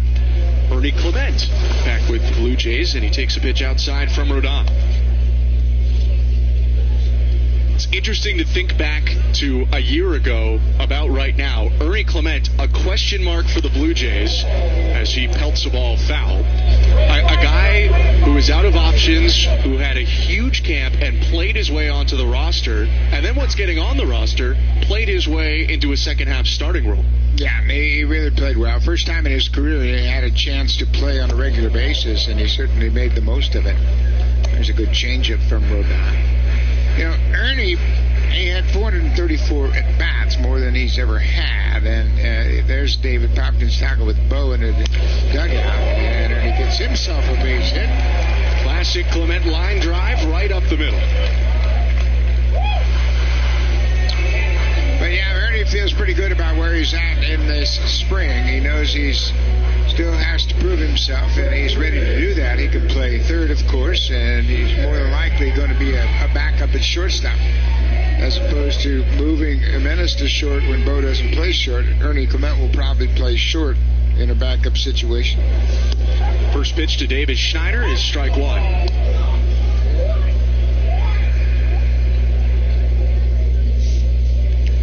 Schneider and Clement living together again during spring training as they did last year, with no Spencer Horwitz now in the organization, as Clement takes off and swipes second. Ernie was 12 for 15 in steals a year ago. He is the fastest guy on the team, and he's got good speed, and now with regular playing time, he has a better feel about when he can steal and when he can be most effective. We saw the benefit of a stolen base in the first inning when Jimenez stole second and scored on Guerrero's base hit. testing Rodon and Rice early. David Popkins did tell me today, we want to be able to score in a lot of ways. If you score in one way or two ways, teams can shut you down. Maybe speed is one of those ways. The Blue Jays are going to do it. Schneider lifts the ball to right field, settling under it Duke Ellis, and he'll make the catch. Clement is going to try to advance here. Ellis airs it out, and Clement gets in there.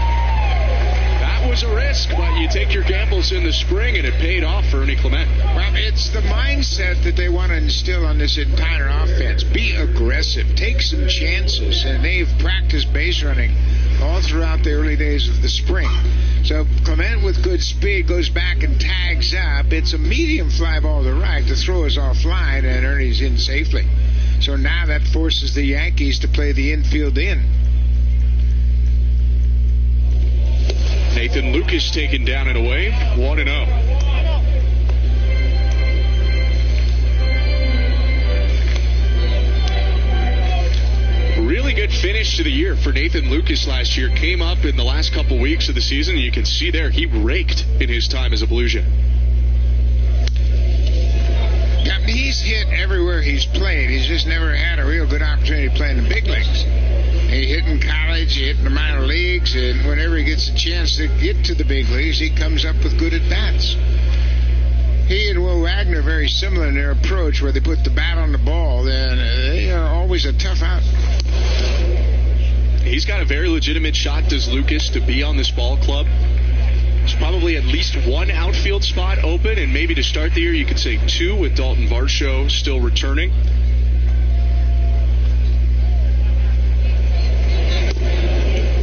And this is one thing Lucas does very well. He's got a good eye at the plate.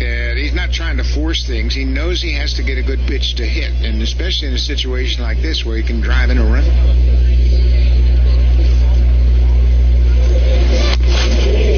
Check swing there. They say it didn't hit Lucas, and coming to the plate is Clement. He'll score.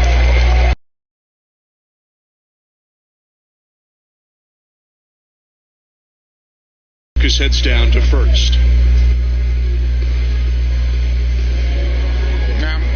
The spring, his first game obviously, but a couple of stolen bases and advance on a fly ball to right, and the Blue Jays have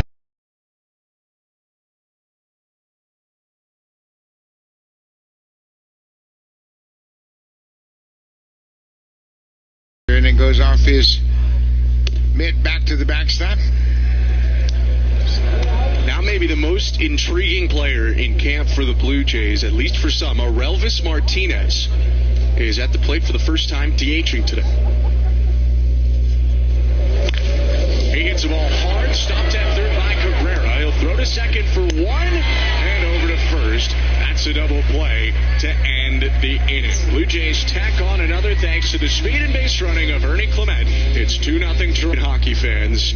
And now as Canadians and Americans meet to watch baseball, there's a new pitcher on the mound. It's Brendan Little. Yeah, Brendan Little, he had quite a season last year with the Blue Jays. Appeared in 49 games, and he's got the best sinking fastball on the team. He's got a terrific sinker. His goal this spring is to have more consistency with his cutter and his curveball. Give him something he can throw for strikes if he should happen to miss with that two-seam fastball. 1-0 to Braden Shoemake is hooked to first, backhanded by Vlad, and a good cover by Little. And Vladdy got kind of a tricky hop right at the end, but he stayed with it and was very focused on picking it up, and it made a good feed at Little. He also had the benefit of Andres Jimenez hooking behind him. Watch how this ball bounces, kind of an awkward bounce, and up and flips in time.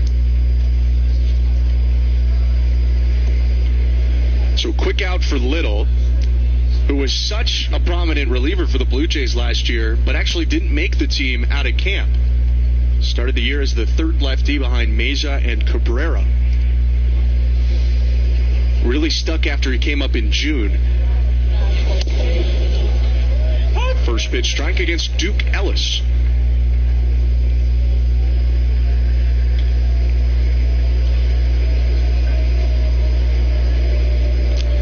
Ellis, mostly a minor leaguer last year, did appear with the White Sox and Yankees for 11 total games. pitch, and a lot of practice for Vlad at first. He gets another grounder and an awkward play, but everyone's all right. Now, when you're playing behind Brendan Little, you better be prepared to have a ground ball hit in your direction because he's going to hit a lot of ground balls. Vladdy's had a couple in this inning, and Little, he can get some ground balls, and this is a bang-bang play. I think Vladdy got surprised by the speed of Ellis hustling down the line and goes, whoa, that was close. He gave a thumbs up, so everyone's all right. And he gets an extra second here to calm the heart rate as the top of the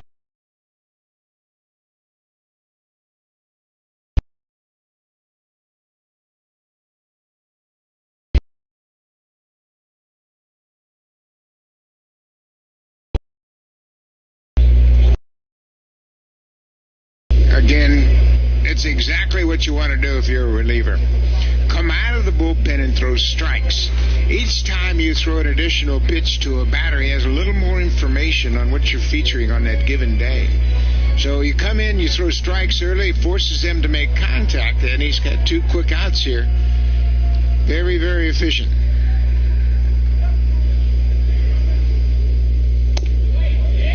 There's another strike. It's 0-2.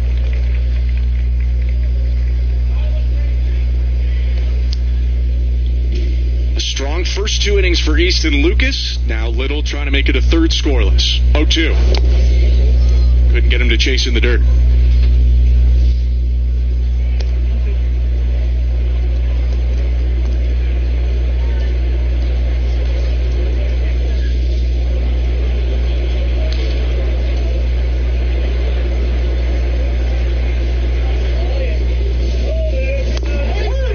Strike 3 for Brendan Little, and a 1-2-3 inning for the lefty. Great Blue Jays pitching, and that's part of the reason they're up 2-0.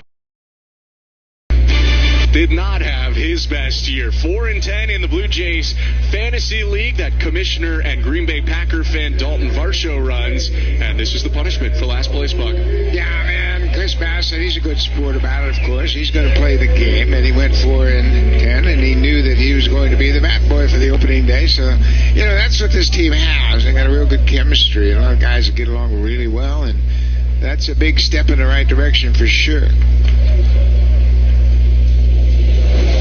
The order for the Blue Jays, Bo Bichette grounded out on the first pitch he saw in the first inning. It's obviously a very tight-knit rotation as well, a lot of carryover. Bichette hits it.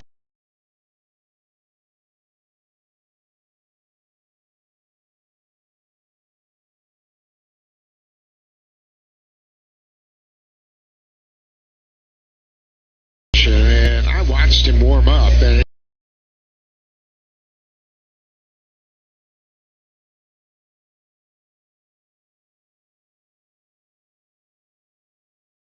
dealt with injury after injury after injury and hasn't been able to stay focused, but he's in a good spot right now. Anthony Santander talking with hitting, and Victor is here every single day. And when you have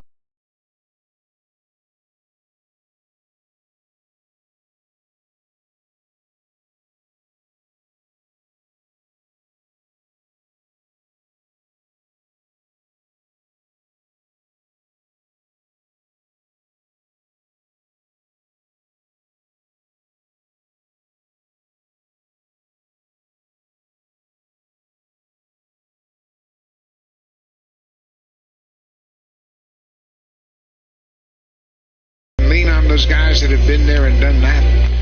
And Victor always reminds these guys, hey, be who you are. Be Anthony Santander. You can't be Miguel.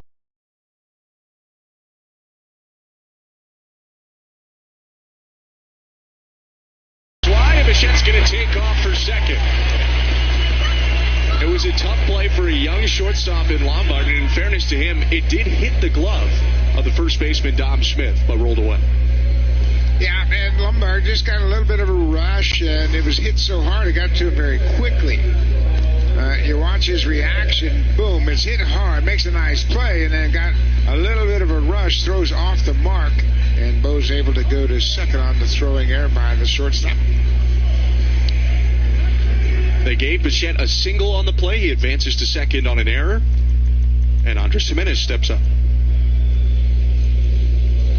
He bunts and bunts it foul. I wish I had that scorekeeper when I played.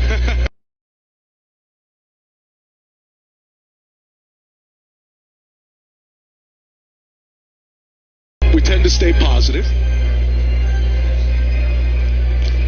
You can see, Jimenez, here we are in game 1 of the spring, thinking about advancing Bo from second to third, take off advantage of that air. Strawn Cabrera in from third. Now he's swinging away. It's 0-2. Trying to pull the ball. Now here's where you really have to give up this at-bat. You have to understand that with 2 strikes, going to be difficult to get a base hit, but if you do make contact, you got to hit it on the right side of the infield. You got to move Bo from second to third. Swing and a miss, strike 3. Got a piece of it, but not enough. And for Rodon, that's his first punch out.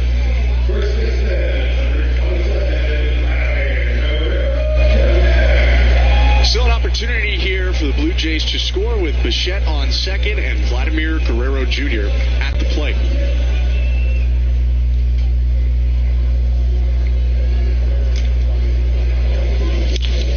Ground ball hit to third. High hop, but Cabrera has it. And that's a quick out to make it 2 down. Still a runner on second.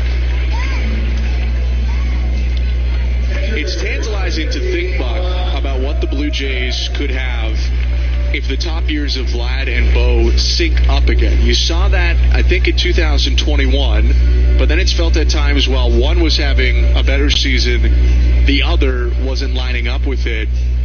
What do you think the team would be if they really had both these guys going full throttle at once? Yeah, and I think that's a very good possibility. Obviously, they've played their entire careers as professionals together.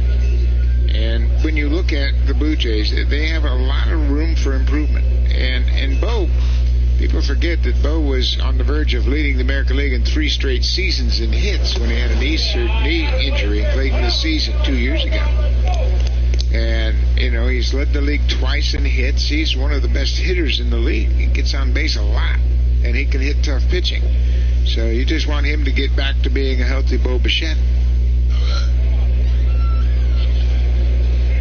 2-0 to Alejandro Kirk. High ball 3. And you talk about the power. Blue Jays hit just 156 home runs. That was 13th in the American League. So you can't really manufacture power just because you want to swing harder. You got to have the people that are power hitters. That one hit pretty hard to left field, and Bichette's going to get the wave around third. Throw to the plate for Mongia. Here's offline, and Kirk makes it 3-0. Blue Jays have done a good job of playing situational baseball early in this ball game. And Alejandro Kirk comes up with a big 2-out base hit. And he's swinging the bat well. Bo reached on an infield hit, advanced on the air, and then scores from second base on the base hit by Kirk. Throw was offline. He slides in safely. That's going to end the day of Carlos Rodon. Blue Jays scored 3 on him in 2 2/3 and lead 3-0 in the bottom of the third. New pitcher for the Yankees, Harrison Cohen, in the game to try and get the Yankees through this bottom of the third inning where the Blue Jays have scored again. It's 3-0 Toronto with 2 outs and Alejandro Kirk on first. Now, Cohen is 25 years old. He signed out of George Washington University in Washington, D.C. He is a New York State resident, grew up in New Hyde Park, New York. It's on Long Island. Joey Loperfido takes low.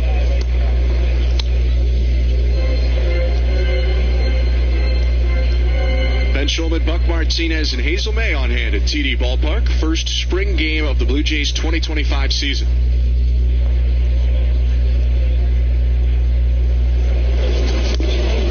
Swing and a miss by Loperfido.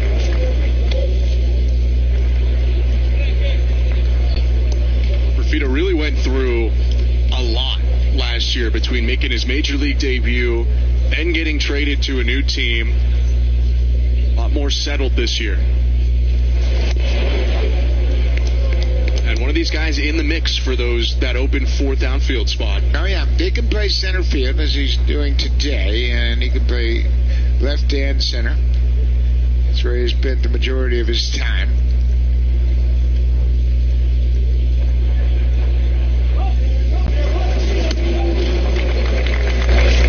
One of his big moments.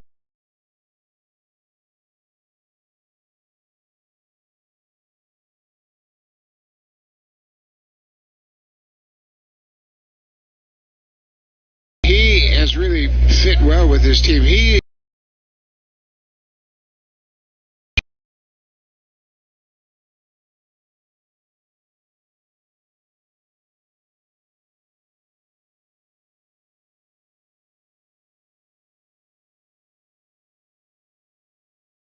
tools. He runs well. He's got some power. Can play very well defensively in the outfield, and he's intriguing. His goal, I'm sure, is just to make more consistent contact, and when he can do that, the ball's going to fly out of the ballpark. This is a changeup he stays on very well, then pulls it down the right field corner.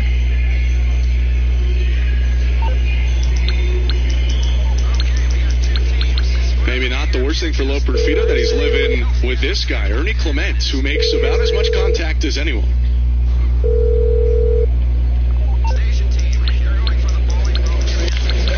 Line to the left side, beautiful play, Cabrera, and a nice throw to complete it. Blue Jays get one, but it could. Who are you texting? I'm shopping for a car on Carmen. A car? I'm sure you can afford that. That's a big purchase. Relax. I got pre-qualified and shopped by my monthly budget, so I know it's a good decision. Unlike Jenny's Hello, new this is piercing. 911. What emergency service do you require? Thank you. Try our two Police new officers flavors are en today. route to your current location. These.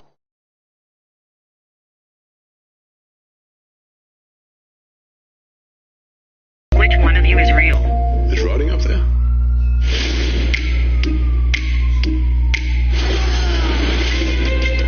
You were the last person to see the president alive. Welcome to the White Lotus in Thailand. When I invest in my skincare, I choose Perricone MD. Would have been more if not for the exploit. Toronto.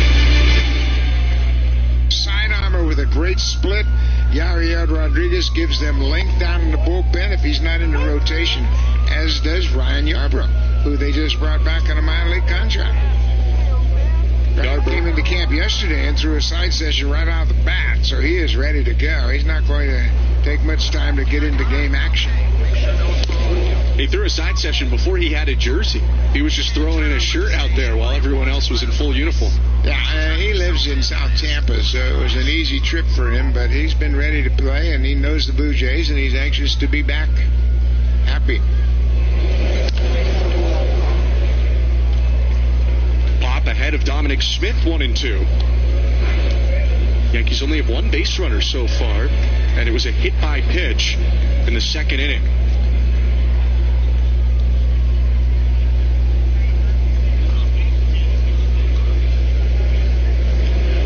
Two. Foul back.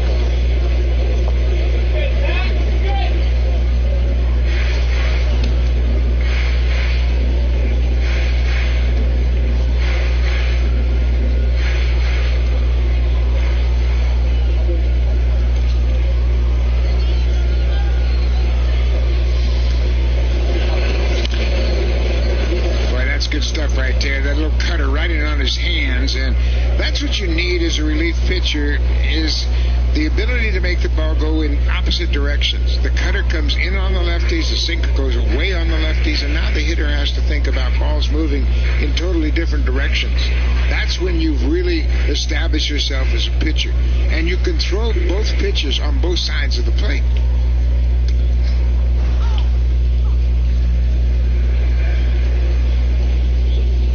Another 1-2. And he got him. Another cutter. For more on the Blue Jays bullpen, let's go down to Hazel Bay. Guys, manager John Schneider updated us on reliever Ryan Burr, who had been dealing with shoulder tendonitis He took a couple days off from throwing, but apparently the good news is he's back to playing catch today. You also saw Eric Swanson on that bullpen board. He is a little behind this spring after experiencing some soreness after throwing a bullpen. Now, he did have an MRI, and it revealed no structural damage. That's good news. Swanson telling me he's not concerned at all and continues to work hard to catch up. Guys. Thank you, Hazel. And the unfortunate part of spring is a lot of guys make the team because of performance, but you're also going to have injuries help shape your roster no matter which team you're on. Yeah, Eric Swanson's fine. I watched him throw his side session yesterday. He is beyond that forearm trouble that happened early in the spring. He got down here in January and started throwing, and he felt some soreness in his forearm. Shut it down for a couple of weeks, and now he's built back up to the point where his bullpen sessions have been terrific. Throwing hard again. He's got a splitter back, and he's really trying to master a cutter and a slider, a breaking ball to give him another dimension.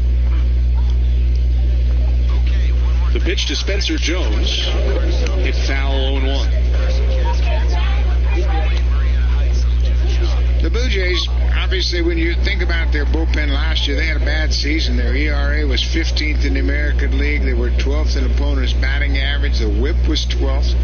Not many strikeouts, but now with the addition of Hoffman, Jimmy Garcia coming back, and healthy Eric Swanson, Chad Green, and now Sandlin. Sandlin's going to be an interesting guy because, as I mentioned, he's a sidearm pitcher with a very good split, and he doesn't give up anything. And he's not an overpowering guy, not a big guy, but boy, he's got good stuff and a very difficult angle that's totally different than anybody else in their bullpen. Just outside on that pitch, and Alejandro Kirk has tapped his helmet. He would like the automatic ball and strike system, or automated ball and strike system, to take a look at this one. Played outside. So that's what you want to do. And obviously in spring training, you're going to do it as often as you can. Pitchers, catchers, and batters are the only ones that can challenge a pitch, and it can't come from the dugout. The dugout has no input on whether or not a pitch is to be challenged. Which is one of my favorite parts, because I think the worst thing about reviews is all the time you're waiting and they're looking at the video. Now it's right away. It was quick. And we know. And two, I asked Casey Candell about it. It was the manager in AAA for the Bisons, and he said they use the challenge the first 3 games of every series. In AAA, they play 6-game series. They play all week long against the same team. And in the second 3 games, they use the automatic ball strike system, where every pitch is called by the technology. He said that's terrible. He said it takes too long. Games were all of a sudden going 4.5 hours. But he likes the challenge system. High drive by Spencer Jones, and it just got fouled. Jones is a guy with big power. Let's take a look, though, for a little bit more on ABS. So if you keep getting challenges right, you can challenge as many times as you want, but you can only miss twice in a game.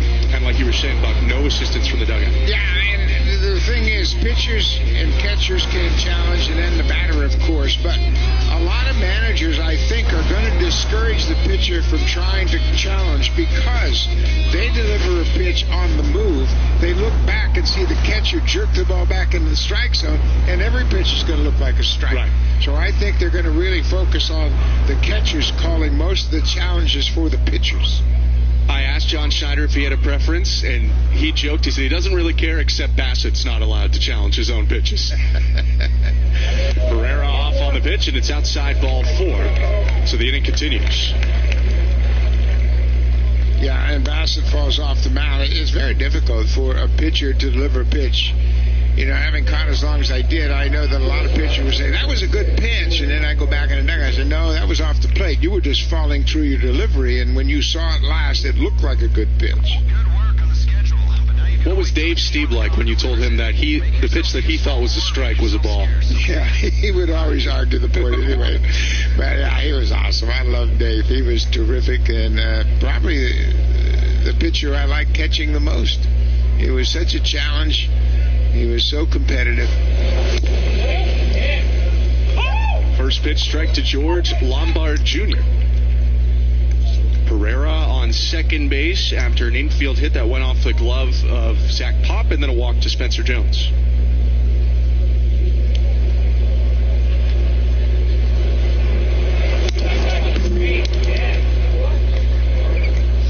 see Kirk come out of his crouch behind home plate because he'd put on a pickoff play with Vladdy Guerrero at first base. And the ball was a breaking ball, and that's a good pitch to throw to first base on because it's breaking away from the batter.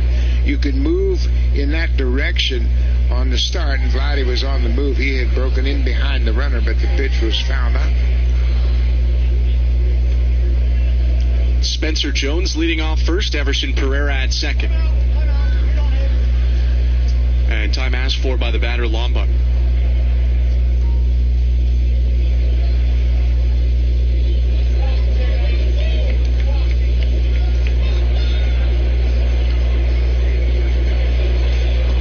The 0-2.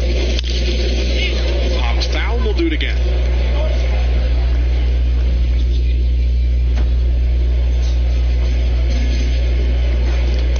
Lefty Mason Fluharty getting loose for the Blue Jays. Intriguing guy warming up here as Zach Pop is about to deliver his 20th pitch of the inning. Pardon me, his 19th.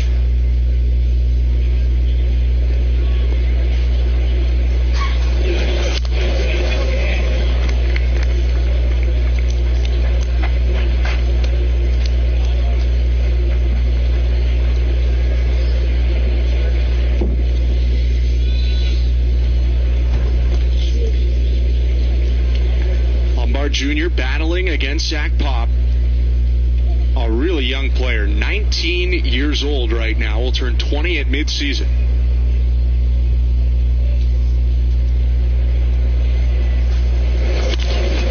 Bounces the ball to the right side. Jimenez after it, and he just gets Lombard to end the inning. Seats just about filled here at TD Ballpark as Charlie Leibrandt, Hello, this is 911. What emergency service do you require? For the Yankees, pitching against Davis Shiner. Thank you. Yeah, Charlie Police officers is his dad, of course, who pitched in the big leagues for a long time. And Brandon has had 2 different stints in the major leagues, a total of just 7 games. They drafted by the Philadelphia Phillies in 2014 out of high school, and then actually, that was when he was drafted by the Phillies. He was drafted by Tampa Bay out of high school in 2011. Pitched at Florida State. Hot shot off of his wrist. Bounces over to second base, and Schumann makes the play there. 1 out.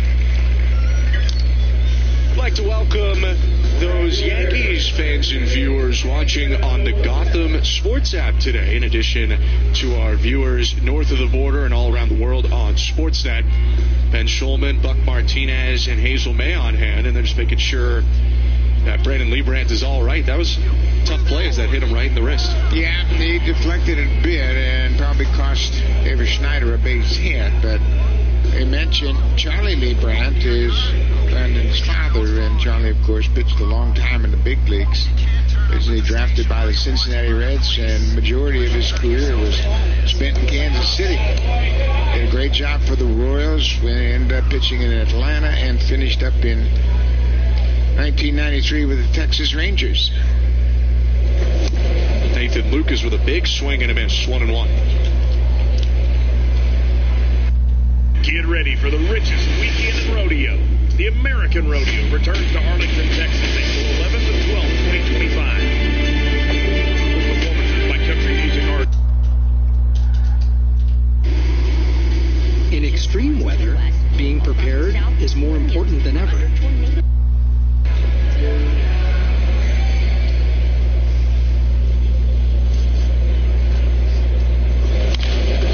Swing and a fly ball center field. Tracking it down, Jones makes the catch, 2 down. You wouldn't have overlapped with Charlie in Kansas City, but you would have played against him, I would assume, as a Blue Jay? Yeah, he played in 84 through 89 in Kansas City. In 84, 85, and 86, I played against Charlie Leibrandt. Started out his career with the Reds. 140 games. He was a good pitcher. He pitched against Blue Jays in the playoffs in 1985. And he had a good career. His son now dealing to Aurelvis Martinez, who's 0 for 1.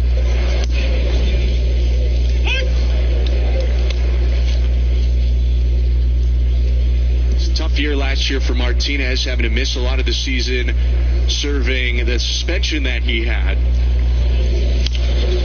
Notable, though, that when he came back, he finished the year very strong for the Buffalo Bisons, and maybe some momentum generated coming into this season. Yeah, obviously he made a mistake, and he paid the price for it, and now he's trying to start all over here with the Blue Jays. That was an unfortunate situation for the Blue Jays as well, because had he been healthy, at least he would have played a full season AAA, and maybe, we know he made his debut in the big leagues, but it was just one game, but maybe he plays the second half of the season and you have a better idea what you might have. Just smoked the ball out to right field, going back. Ellis looking up, it's gone. That's what he can provide. Big power for Elvis Martinez and the first home run in the Blue Jays spring. Elvis is a pretty special young man, just 23 years old. And you hit the ball in that direction that hard, and that really serves you well because it gives you that much longer to decide if it's a pitch you want to go after. And look who's there at the top step to welcome him back in the dugout. This is a good swing on a pitch away from him, not trying to pull it, not trying to generate power. He just hit it where it was thrown, and he hits it out of the ballpark. It wasn't a bad pitch from Liebrandt, maybe even a hair out of the zone. But Elvis did a lot of damage on that one, and now Bo Bichette up.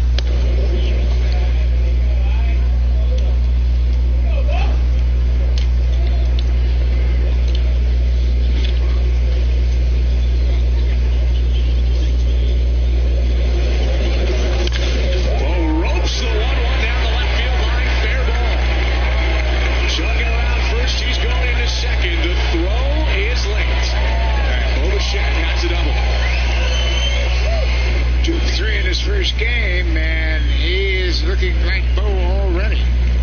So he's going to be lifted for a pinch runner as he gets his 3 at-bats, and Josh Kasevich comes in to pinch run for him. But this is vintage Bo Bichette. He gets the ball down and in and hooks it down the left field line. You know, he had the 2 calf injuries last season. I asked him, I said, "Did you do anything different this offseason?" He said, "Yeah, I really focused on flexibility and strength." He said, "I want to stay as limber as I can, trying to avoid a recurrence of those calf injuries." Twice he was on the IL. And outside of that injury-plagued year, he's been as consistent, really, as any Blue Jay over the last couple seasons.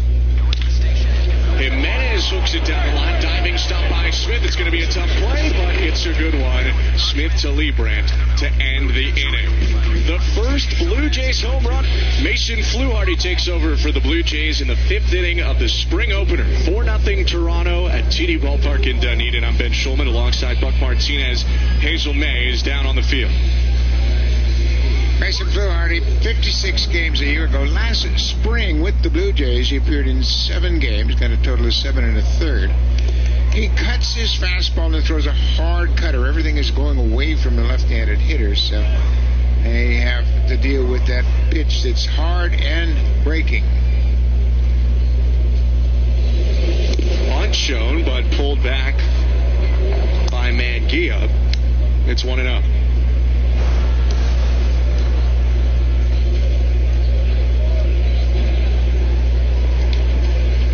Ismael Munguia is 0 for 1, grounded out to third. And this time he lines the ball softly to left field for a base hit. Munguia thinking about second, but he'll head back.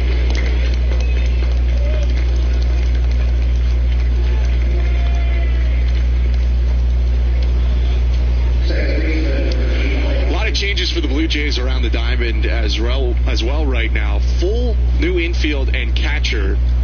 Ali Sanchez is behind the plate now. Riley Terada at first.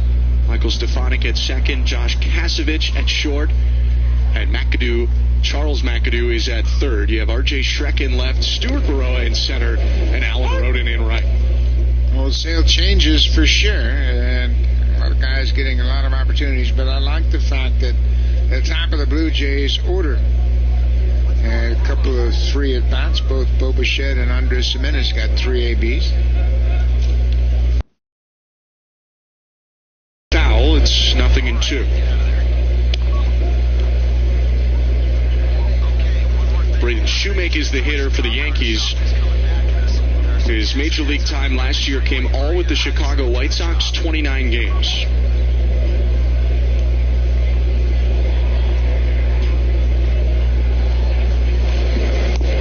Check swing at the 0-2, and it gets away from Sanchez. Up to second base goes Munguia on what I believe will be a pass ball. Yeah, it should have been caught, that's for sure. Alex Sanchez coming over trying to secure a spot in the organization, and that was a breaking ball that went off his glove. You can see it just broke wide of the mark and got a glove on it, but it couldn't corral it. Swing and a miss there on the 1-2, and a strikeout for Fluharty after the pass ball.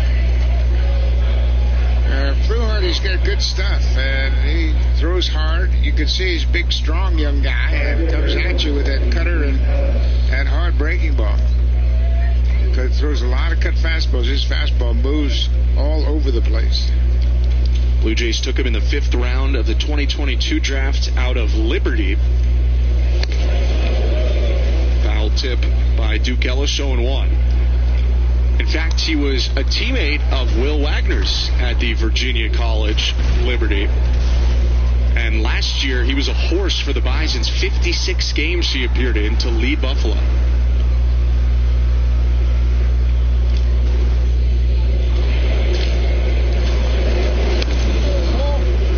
Left-handers that were with the club last year. Tim Meza, he was eventually called up by the Yankees late in the season, and Genesis Cabrera, who I thought pitched very well for the Blue Jays last year, he was non-tendered and signed a minor league contract with the New York Mets. So it looks like Brandon Little has the upper hand in one of those spots, and whether they go with Ryan Yarbrough down there or another left-hander that's in camp. Another guy that's been impressive early on is Richard Lovelady, who is with Tampa Bay. He has thrown well since he's been here. Lots of options for Pete Walker and John Schneider. While not truly a lefty, you had talked a lot about Nick Sandlin earlier. His numbers against lefties are phenomenal. Yeah, he doesn't give up much to lefties at all, and that's a tribute to that great split-finger pitch he throws.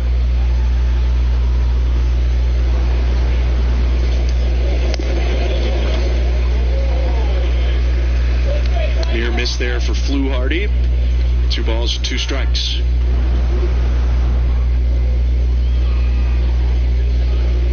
Munguia at second base with 1 out. Shading behind him, Josh Kasevich, the shortstop. Couldn't get Ellis to chase. Full count.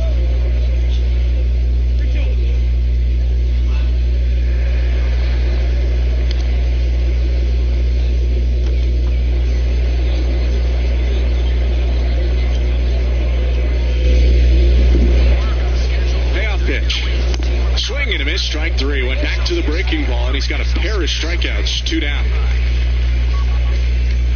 Yeah, I think once Fluharty understands the value of throwing strike 1, he will be a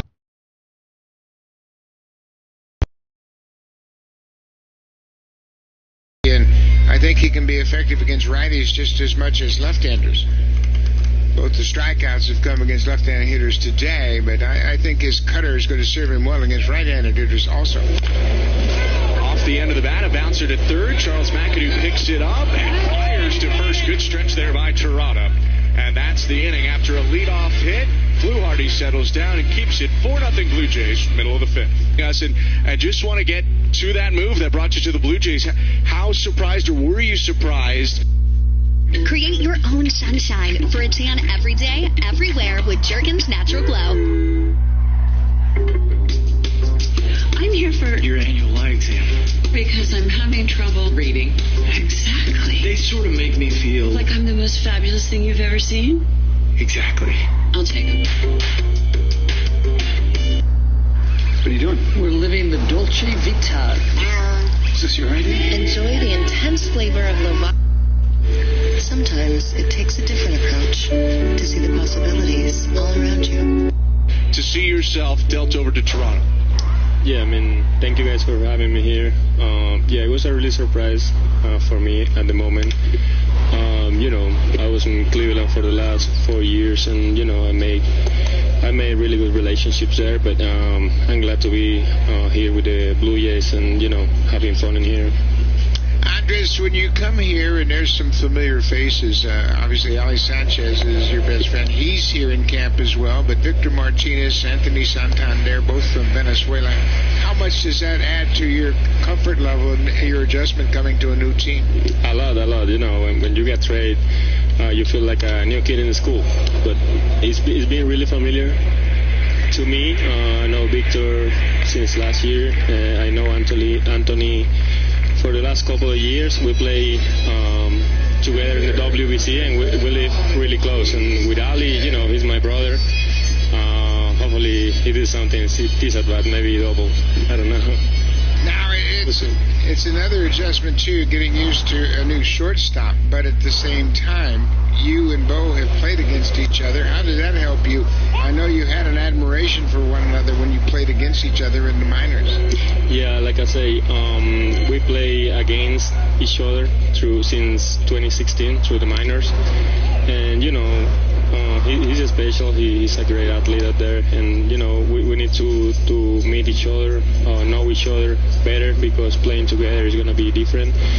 But play against him, I know what he can do on the field on defense. On the other side of the ball, Andres, what adjustments have you made in terms of hitting from last season to this one? I feel like it's get back to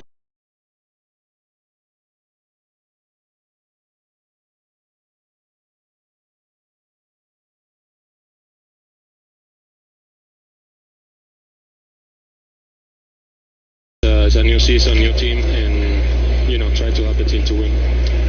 Andres, is there a particular area in the lineup you'd like to hit? I mean, you have the ability to handle the bat. We've seen that already today. You were thinking about bunting, runner over. Is there a spot you like to hit in the order that you think your skill set serves the team best? I don't know. Through my big league career, I've been hitting from little spot. Oh my God! Sanchez drives one out to center field. Jones going back, and your buddy nearly had one. Maybe double. He just need one more arepa this morning. But yeah, through my MLB, buena, falta una arepita. I've been hitting the whole position of the lineup from first to ninth. So my main focus is try to not change my approach. I am in the lineup, so I don't know. I don't have the answer for that. I feel really good being in the lineup. Stuart Burrow is showing bunt punts and foul. Speaking of your buddy Ali Sanchez, for those who don't know as much about him, what kind of guy is he? He's a great guy. He's really disciplined before the game. He's early. He likes to create good habits on the field. He wants to learn every single time, and he's a really good defender. I feel like he's so smart calling the games and, hitting.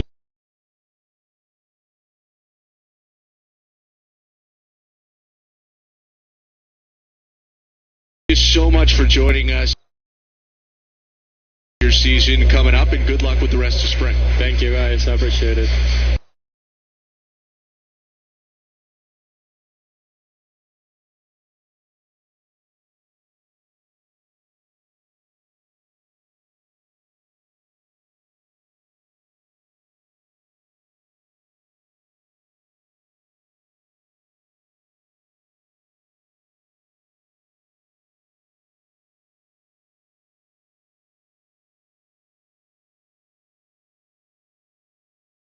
To be here today, Buck. Well, he sure has, and they signed him as a very youngster out of Brazil, and he has dealt with a multitude of injuries, and he's healthy again. This is his first opportunity in spring training camp, and he has had a tough go going back to the pandemic. He was stuck at the Comfort Inn here in Clearwater for almost 2 years.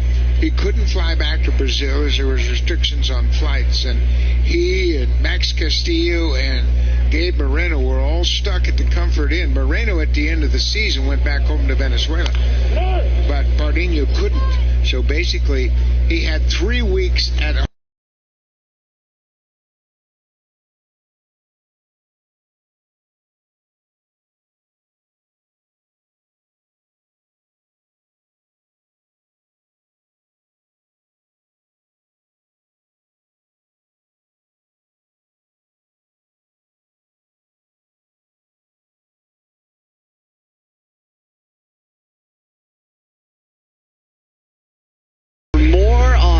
hosting Eric Pardinho. Let's go down to Hazelman.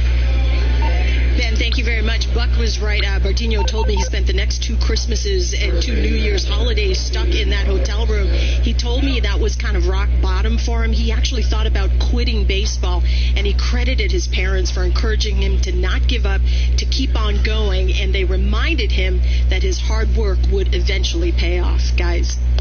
And it looks like last year was really when it started to turn again, that hard work paying off. He was great when he first entered the system, then struggled a little bit as he returned from Tommy John, but he just carved up AA last year en route to getting to AAA for the first time. Yeah, he got up to Buffalo. A little bit different experience for him with AAA, but certainly still young enough to resurrect his career, if you will, never having an opportunity to pitch in the big leagues, but now he's healthy, and you got to give it to him for sticking with it.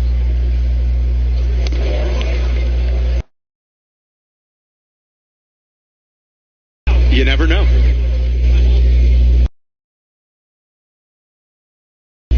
There is a bit of a history of the Blue Jays and Brazilian baseball players. Yan Gomes played for the Blue Jays. Check swing there, appeal to third, and he didn't go, says Sean Barber. Before Yan Gomes, there was a young pitcher named Jose Pet that Pat Gillick signed early on, and Pat just didn't develop. But, you know, Pat Gillick was one that would look under a rock if he could find a baseball player. Hot shot to first, good step.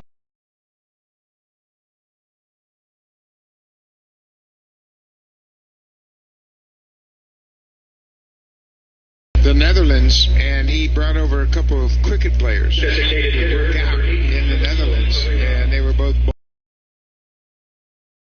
did some throwing for him. It was interesting. He was always looking for new talent. Got to find an advantage any way you can.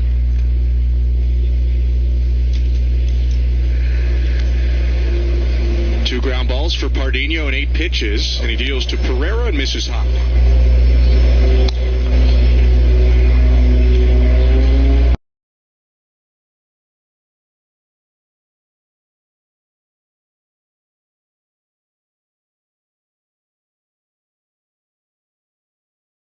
Hit in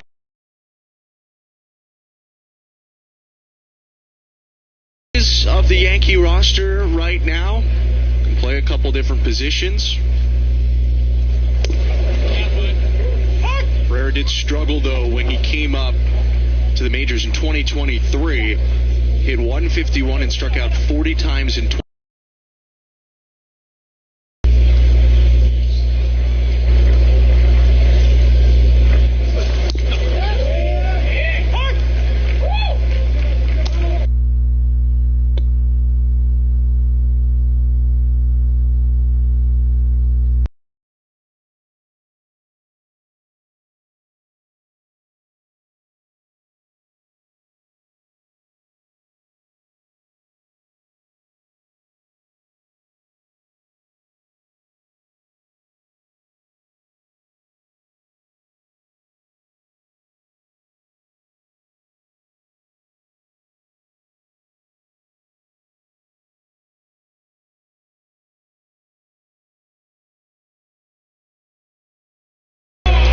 Strike 3, Pardinho punches out Pereira. It's a 1-2-3 inning, but there's a challenge, so we will see.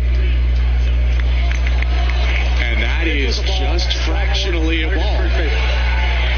So the players have to go back out onto the field, and it'll be a walk to extend the inning. Yeah, that was interesting because the Blue Jays were headed to the dugout, and the Yankees said, hold on a minute, we're going to use one of our challenges, and John Snyder said, you know what, that's good use right there.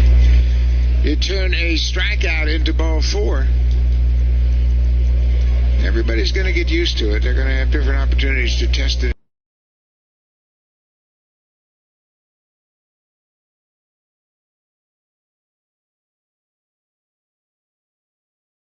Back, big hack, 0-1. One thing that's going to be interesting for teams as they get into the regular season when it is introduced is that you just have to be prudent when you use it. You can't use it early in the game for just another pitch. It's got to be a game-changing situation before you really challenge a pitch.